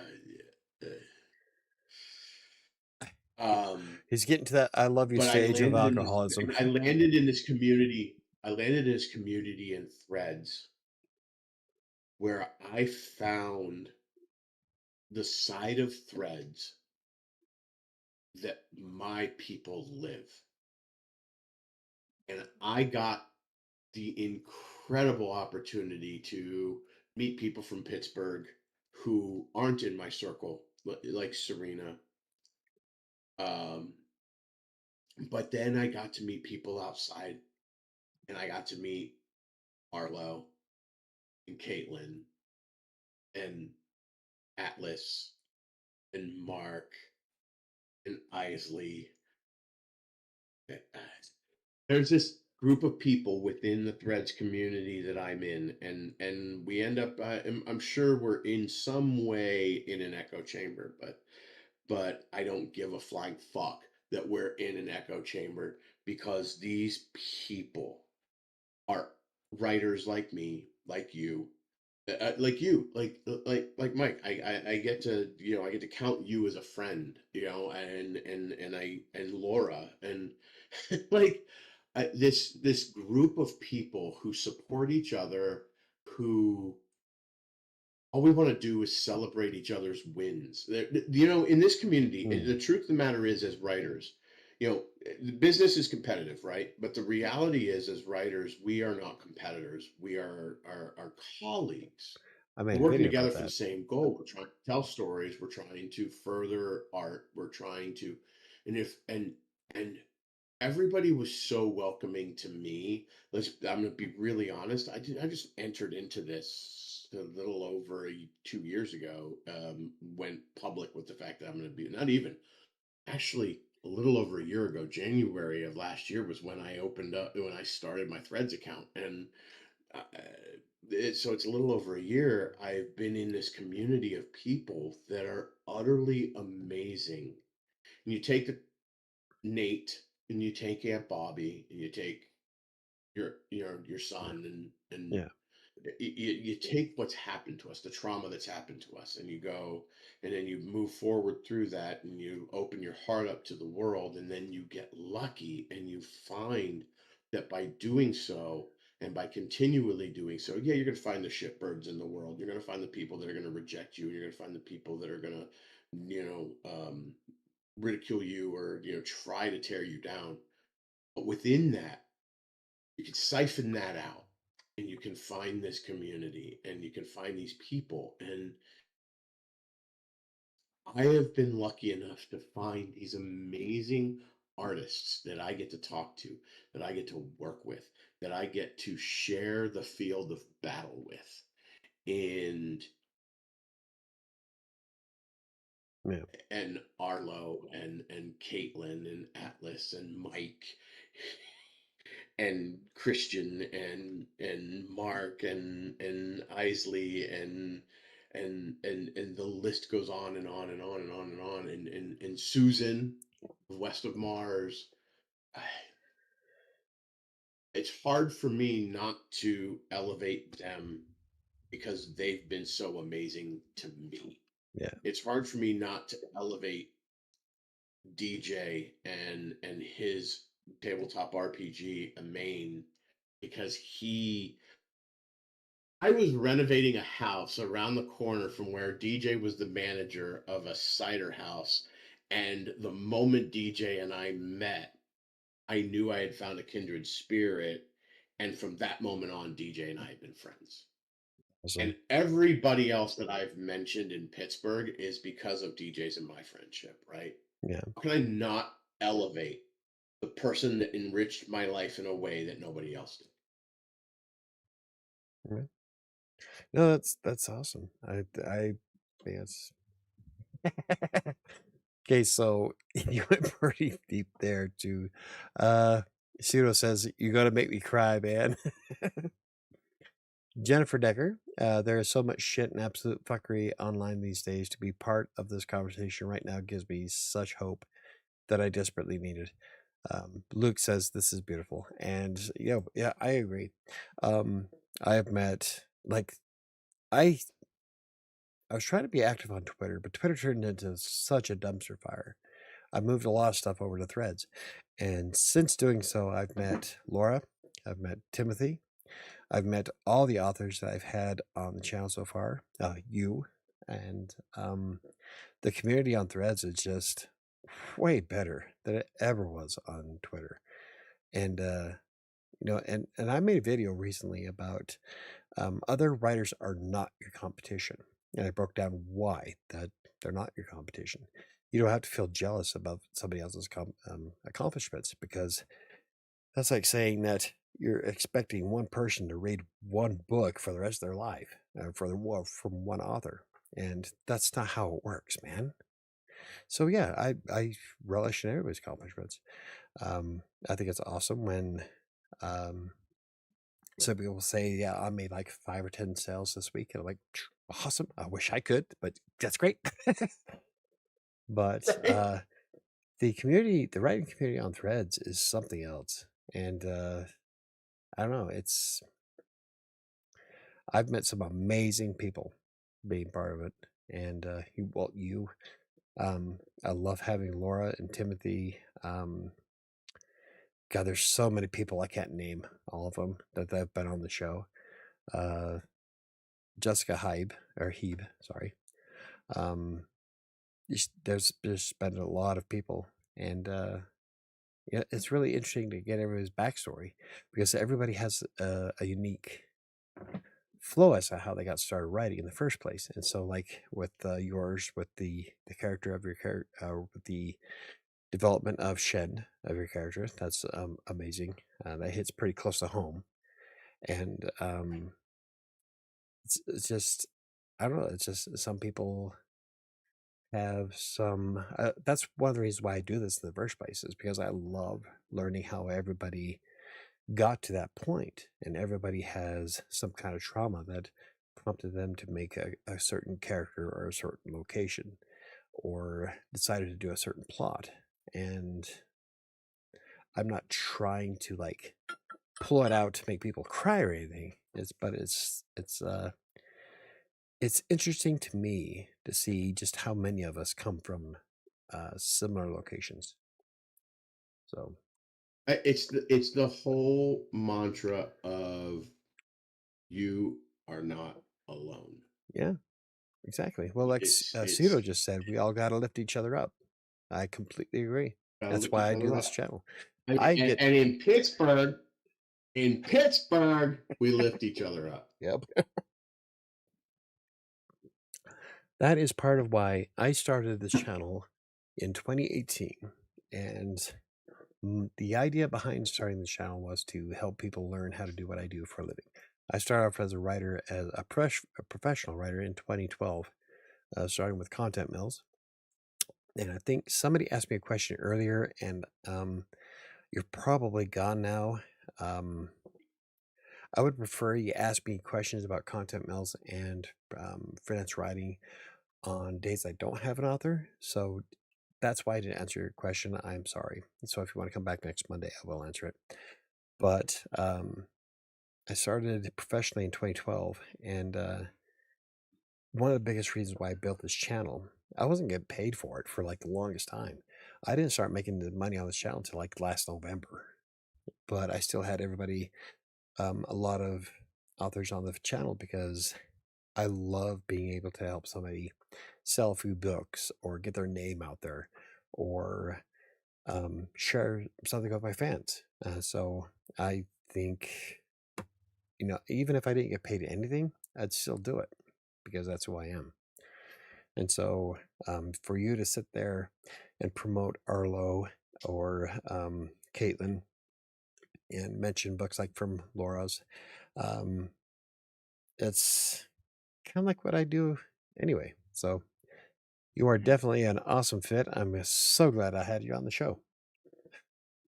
And we've been Listen, liquored up, so it we're all was kinds of actually lovey a feely, pleasure touchy getting feely. here. I know. It's like it's actually a pleasure to be here, and I know we ran long, and I'm Oh, I appreciative of everybody who stayed I think the longest late. show I've had was two and a Um, half hours, and that was with Chris. well, listen, I wish I could stay for 2.5 hours, and if You I got a didn't plane to have this catch. last minute, oh my god, I'm so irked about the fact that I have to get on a plane that early in the morning. I do not. I used to be a morning person. Yeah. Then I married Jill, and Jill had her own business when we met, and it was a children's cooking school in Columbus, Ohio. And she, when we met, she said the reason I opened up a cooking school is because the first class isn't until noon, and it meant I didn't have to get up You sleep until in. 10. She is not a morning person. We have the 12 years we've been together, and she does 12, 13, and it went by so fast because it feels like I literally just met her yesterday. But the it's still to this day, I get up, I make my coffee, and don't fuck with me until I've had at least 2 cups of coffee because I'm a Gen Xer Oh and you yeah. don't mess with us until we've had. Oh, that was something else we were supposed to talk about tonight. No, next time, pseudo. Yeah. But she opened this business because it meant she didn't have to get up. And she used to work in politics. She worked for John Glenn Yeah, while he was a senator. I She still was think that's like the pretty cool. last person. Oh, I have something on my wall when John Glenn went up when he was 70 and he went back up into the space station. Yeah.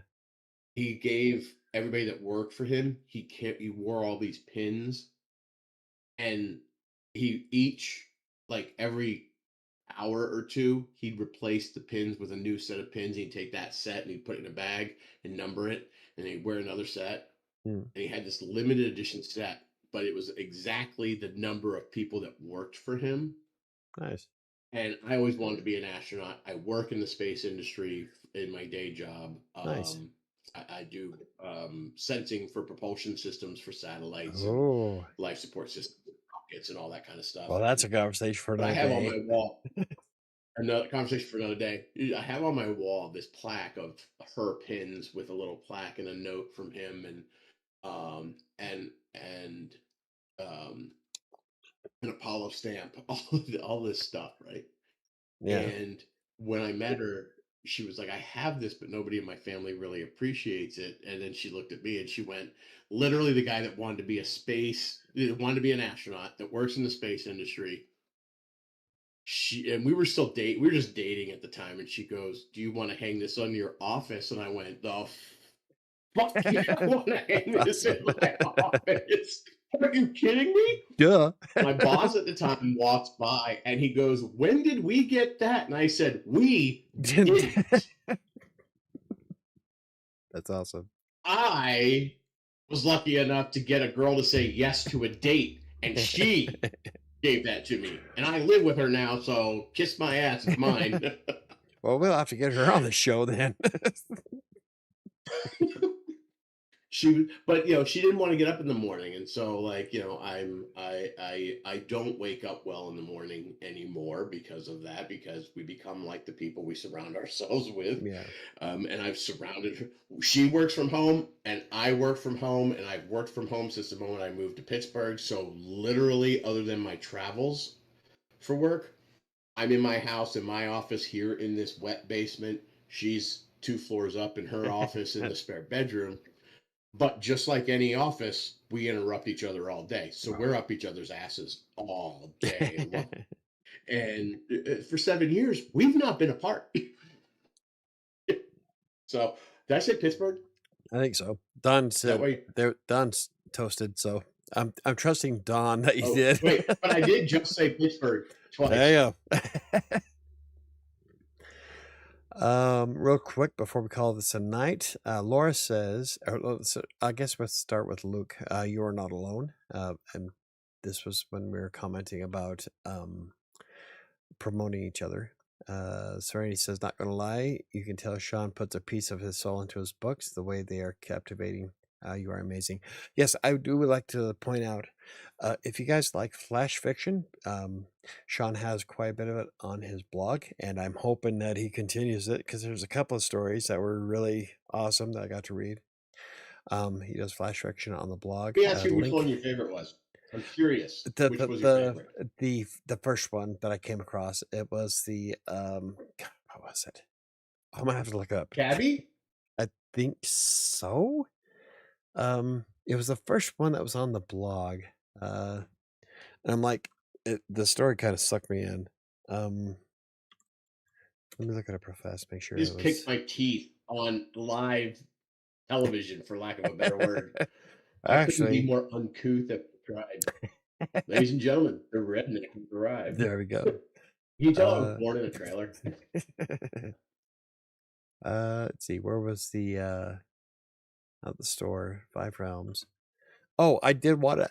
I had so many questions to ask you for tonight, and we didn't get to any of them. What software do Fuck you it. use I'm not getting any sleep. what software did you use to make your map? Because the map you have on, for Conoshot I is didn't make the awesome. map. You RB didn't? made the map. Ask Laura. I don't know what Oh. software he used. It's the I same yeah, one that it RB looks uses. He made the okay, map. so that looked nice. So I'm using, RB did Incarnate. a great job with it. Yeah, I thought it was awesome. So I'm using Incarnate, so whatever you guys are using is amazing, and I would love to take a look at it. Flash Fiction Sundays. It was Guilt. That's the first one I came across. But I did like Oh, Sierra the guilt. Cyborg, and I believe you said that you were going to be doing something more of a series with that. But I did like Sierra, So Sierra the so Cyborg, no. Sierra the Cyborg is the name of the. I'm going to publish the short stories in a book when I reach 15 short stories, okay. kind of in a anthology. But because of all the work I've done, because Garrow's Basin, book two, I'm gonna be honest with you, book two kicked my ass. Yeah. That was the 100 Darkness and Blooms kicked my ass. yeah. And so it's because I'm trying to work a full time job. I work 60 to 90 hours a week, depending on the week. Yeah. I Well. travel. So it's like, and I'm trying to do all this writing. And Arlo always is like, DMing me, like, how the fuck do you write that much fucking words in that? And the problem is that I am so obsessive compulsive Yeah. that once I get moving on something, I can't stop. And my OCD trumps my ADHD by a lot. Yeah. And so, like, on a given day, I could be like, JoJo the Wonder King just dancing around like a freaking circus clown trying to take care of 62,000 different things at one time. But the moment I home in on something, you can forget it because I will damage relationships. I will damage my job. I will damage my health. Torch it all. Like I am once I am nailed on something and I'm hyper focused, really hard to get me out of it. And it's hard to get me out of it in a way that's like, hey, honey, we take out the garbage. Like honestly, it's that fucking bad. But the reality is that that's why I'm able to pump out so many words in a short amount of time is because I'm obsessive. But book two literally killed me because what Laura and RB are looking at right now is draft seven. Mm. Holy crap. And I started book two in August of last year.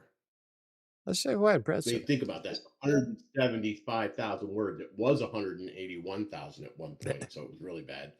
And we're trying to get it down to like 160, and I don't know how we're going to do it. Um, but Arlo is always like, I'm so impressed with how much work you do. And it's like, no, Arlo, you really do not know how much I'm neglecting to make that happen. I'm Right. literally burning every relationship I have. Every Oh yeah. person that's on this, watching this right now, that is like a personal relationship, is like, you're this close to not having any friends. Like,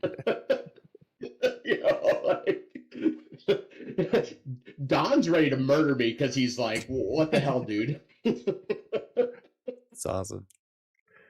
But Okay. so Sierra the Cyborg was always meant to be just the short story that it is.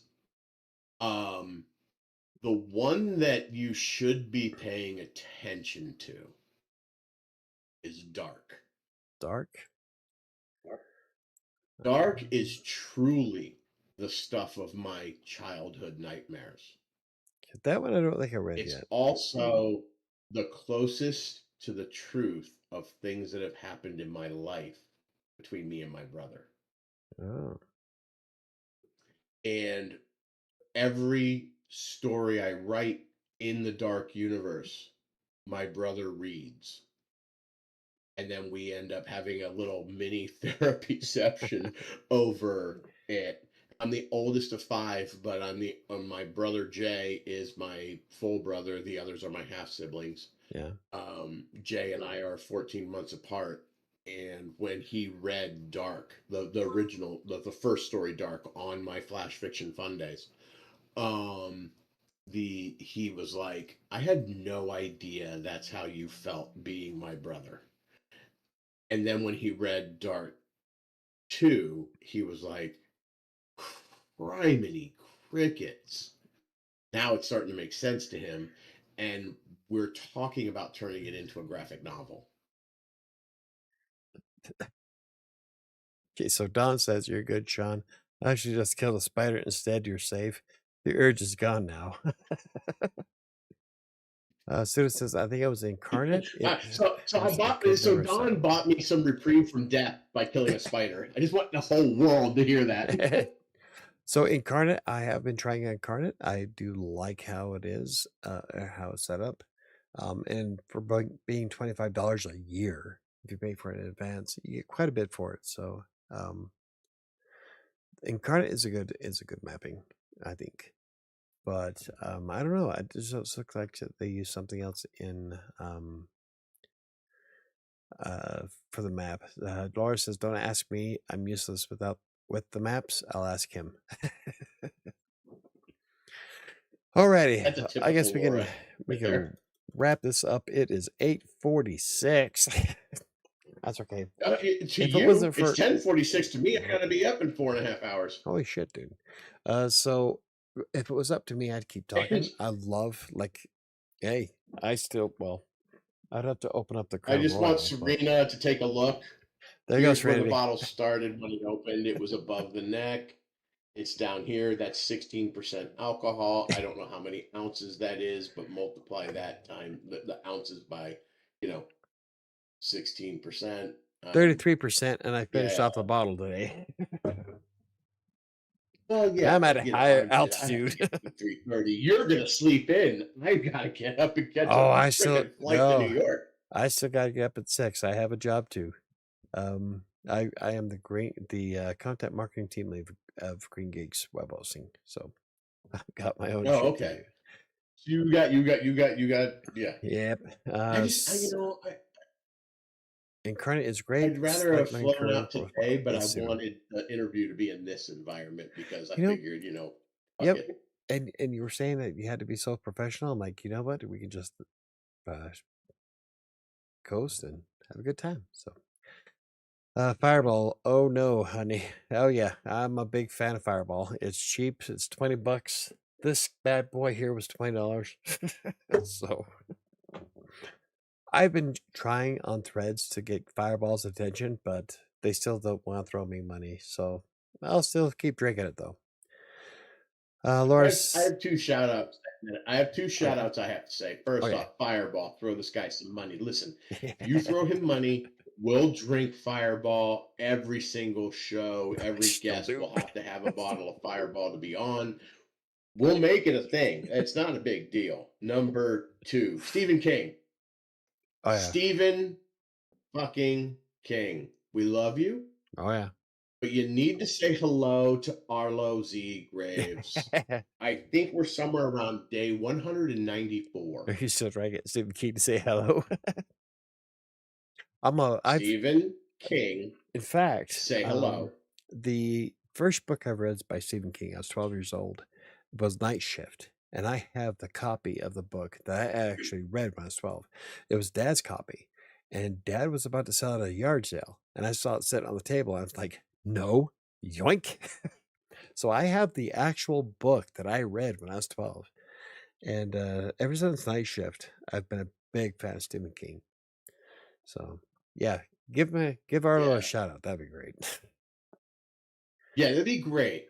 Stephen fucking King. And everybody watching, tag Stephen King. Oh yeah, Say hi to Stephen King. But when you bombard tag Stephen Stephen King. King, tag Arlo Z Graves at the same time. Make Stephen King notice Arlo Z Graves. I guarantee you right now, Arlo is in tears. Okay, so Arlo, if you're still watching, don't forget to. I haven't checked. I saw that somebody did um, send an email to um, the author interviews um, contact form. So Arlo, if you haven't yet, make sure you do that because I would love to have you on the show. Um, and if I don't follow you, remind me and I will because I'm fairly sure I did, but I want to make sure that I'm supporting everybody. So Let's see. Laura says, "Didn't I tell you guys you get along like peas and carrots? All good dudes, both of you." Oh, I've some of my favorite shows aside from this one because this has been awesome.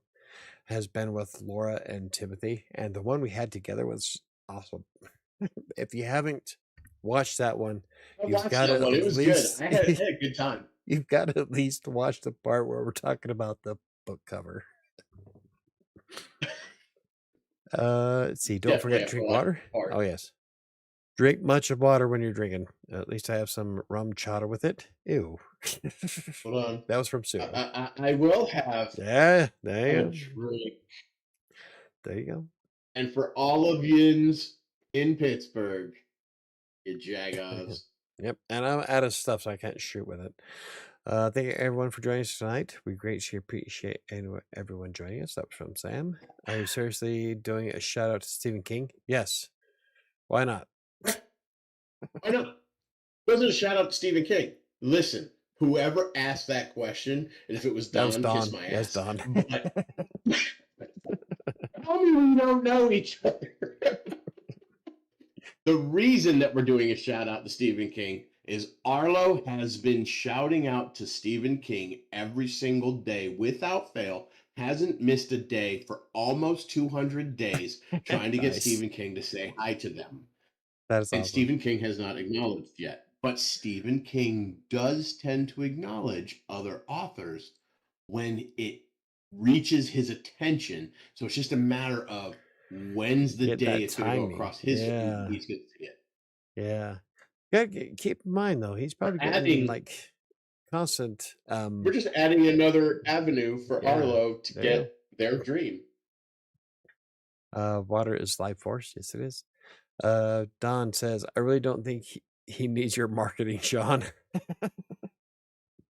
What's marketing, my daughter? Kiss my ass. Luke says, have you guys heard of this up and coming author Stephen King? Guy's got a real future.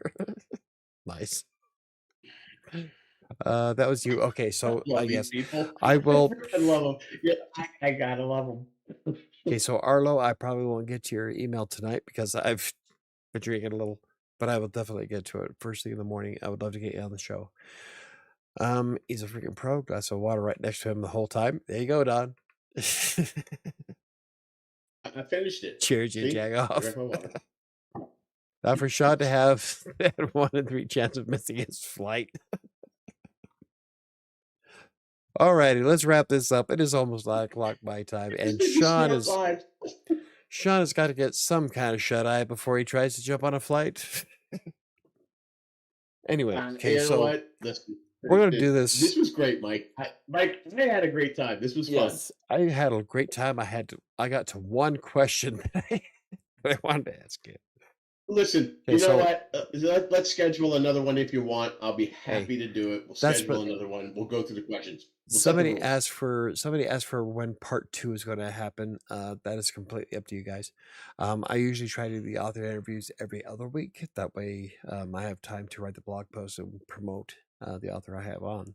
So whenever you're ready to be on, I know that I want to go through Arlo's, and Arlo will probably be on 2 weeks from tonight if I can get things to work right. So, but anytime after that would be amazing. yeah, you are more than welcome to be on the show. So I'm going to make a suggestion.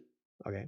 You do the show with Arlo, and then Arlo, you and me and Mike. Oh, there we go. All 3 of us do our sequel together. Sure. We could. It's okay it's okay, Arlo, if you don't want to do it. If you do. Yeah, I am more than happy to have as many people. Like I said, Discord can have up to 25 people. We can have your entire group on Discord. So, screw those guys. It's me and Arlo and you. We don't care about the rest of them. The main RPG, what are we talking about here? I never heard of a main RPG. Has anybody heard of a main RPG? Only people in Pittsburgh have heard about a main RPG. Literally only in Pittsburgh have people heard of a main RPG. Where's that again? Pittsburgh. Luke says, "This was fun. Great interview, Michael. Thanks for tolerating our shenanigans." No problem, Luke. Yeah, you should see some of the shenanigans I have on a regular basis. Max it out. I really enjoyed this. Thank you so much for putting it together, Michael. Thank you very much, Don. Thank you for joining us.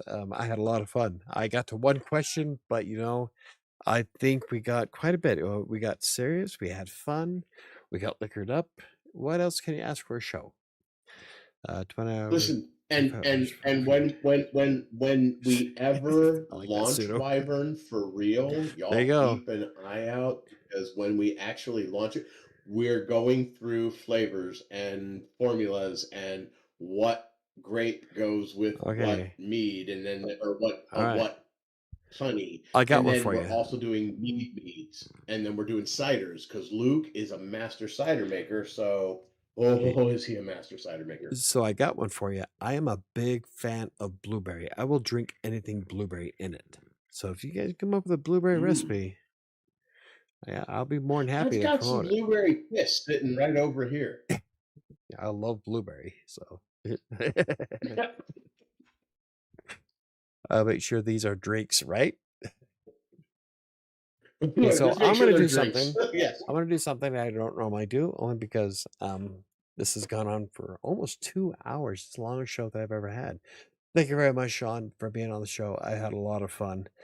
And even though I didn't get to half the questions that I had, I did think that we got quite a bit to know about you. And I especially love that you put the suicide prevention stuff on your website. Please, if you have ideations, check out that website.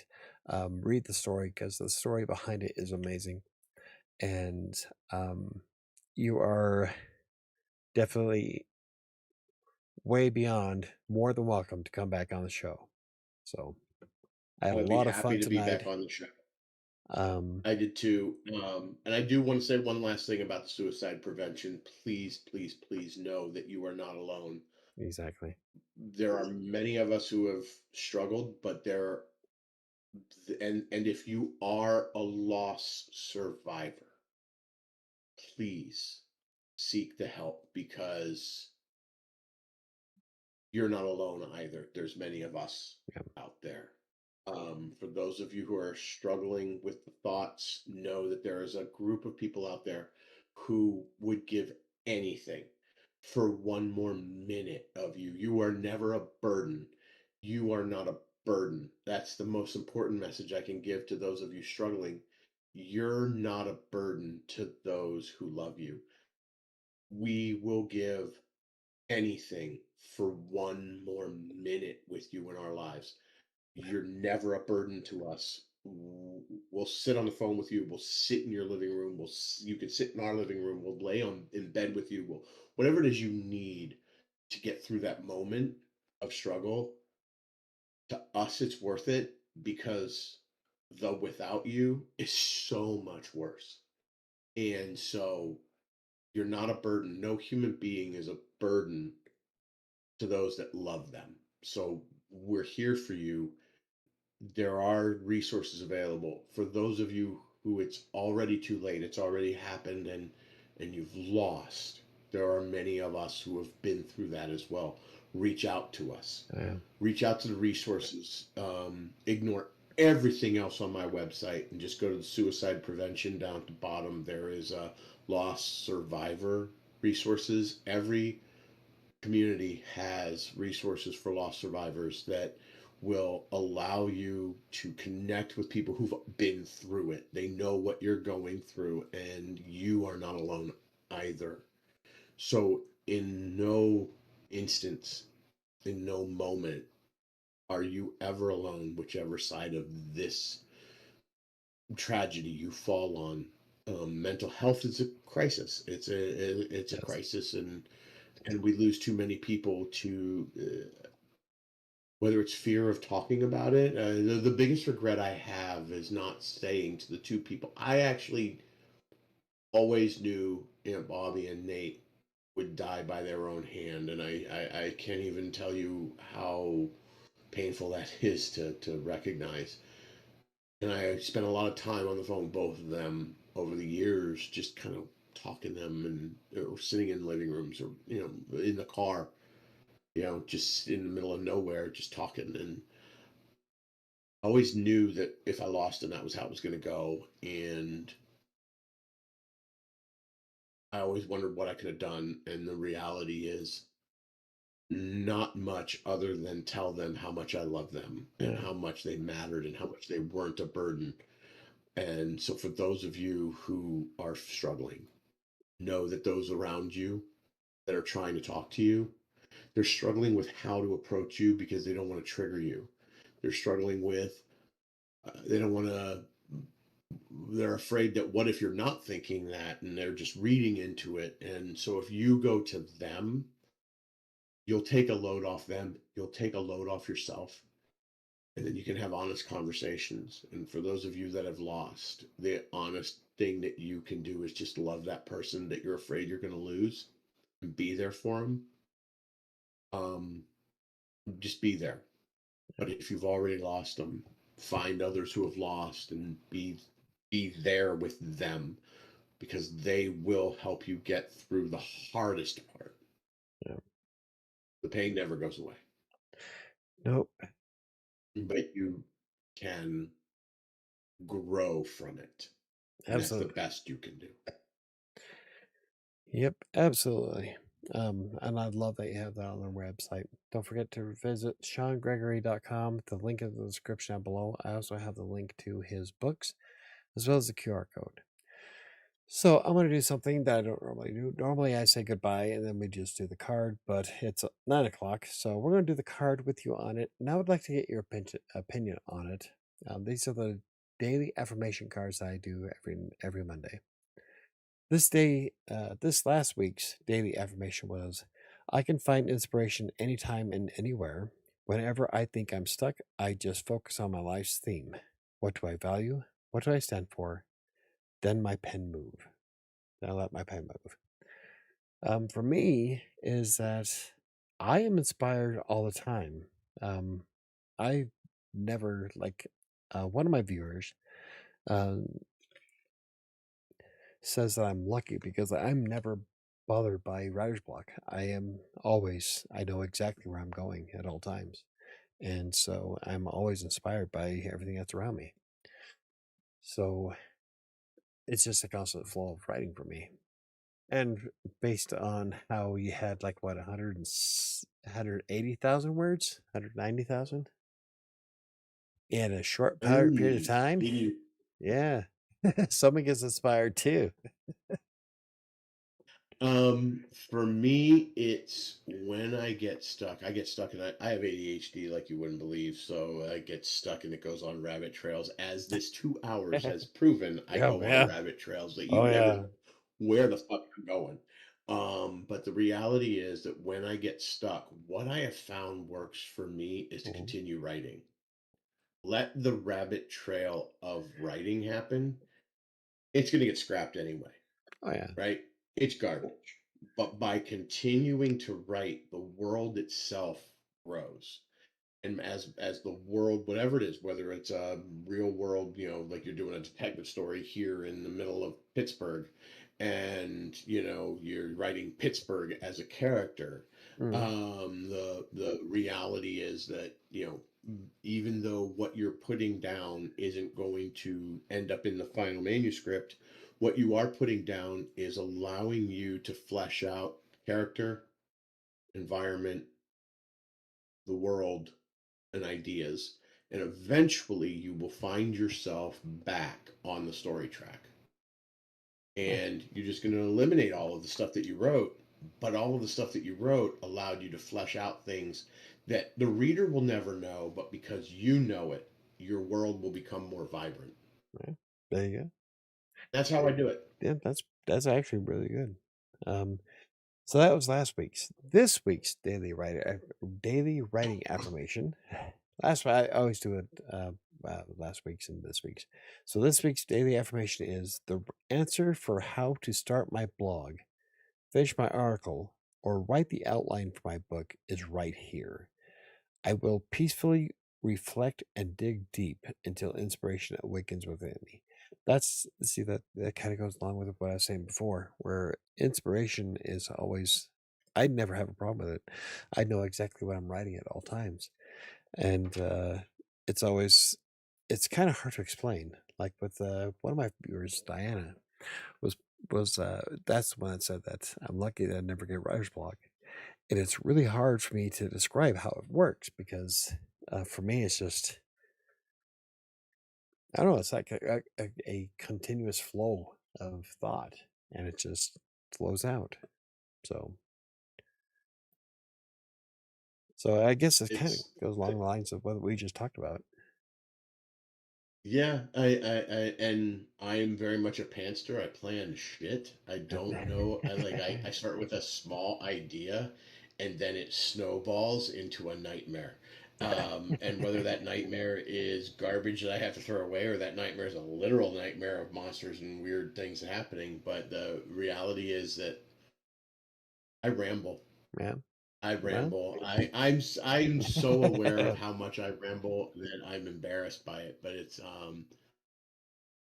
at the same time, it's kind of like my weird happy place. So I ramble in writing yeah, and I just keep going and I keep going until something resonates. And then the moment that it resonates, I found my awesome, story. cool. Well, let's go with the last few chats here before we call this a night. Pseudo says, make sure your friends know you love them. Sean, you're an incredible friend, and I love having you in my life. Arlo says, sign up for his newsletter. Yes, if you go to Sean Please sign up Gregory's, for my yeah, newsletter. .com, you can sign up for his newsletter. Um, you ramble, Sean, say it ain't so. That was from Don. Alrighty, let's call this a night. It is way after 9. He has to catch a flight. I have to go piss. So thank you guys for watching Yeah, and I'm not hanging gonna out with lie, us tonight. I do too. You are more than That welcome. that Yeah, you're more than welcome to be on anytime in the future. If you, maybe we can do it again for when your next book comes out, or if you just want to hang out, whatever. I got to one question, I so do. Yeah, I'm open. Yeah, I had a great time. Let's get you some followers, let's yeah, get that'd some be awesome. people following Yeah, the channel that'd be and awesome. get the word out and yeah, and get some get some other authors on here and Oh yeah, other creatives and you guys working on the main. Don't forget, I will. If you in want to sit Maine. down, we can. I'm sure we can work it into the show somehow. So reach out, let me Yeah. know. Patreon. It's a Maine M E. IMMANERPG IMMANERPG There you go. on Instagram, I believe. And DJ, if I'm wrong, put it in the comments, but I think I got it right. Okay. But like you guys are gonna want to follow this because I have a feeling that when it finally is released and the word gets out, it's You're gonna you're explode. gonna want to be in on this. You're gonna want to be one of the people that said, "I was playing this when it first came out," because it's gonna be big. It's so much. It's so fun. It's so scary. Nobody survives yet. Oh, Somehow I'm we into keep scary shit. we So somehow keep screwing the DM in a big way. awesome. All righty. Well, So thank you for being on the show. I really appreciate it. You're always welcome. Um, we'll it's have a to. pleasure, and I will. I'm going to say goodnight. And considering now I'm going to get 4.5 hours of sleep, and I Good luck. drank. Hey, Serena, I drank almost the entire bottle. I Yeah, mean, yeah, quite a listen, bit. I don't give a shit if you don't. If you Yeah. can't say that one, that from here to here is, for a guy getting up in 4 hours, and you know, I'm uh, I'm forcing myself not to be drunk, but I've been Okay. riding a pretty decent high. Oh yeah. So have I. Have a good one, Hey, everybody. Mike, thank you very much for having me. Have a good night. You are welcome. We'll see you next time. Same with everybody else. Thank you for watching. I'm here every Monday. So have a good night and catch your flight. Will do.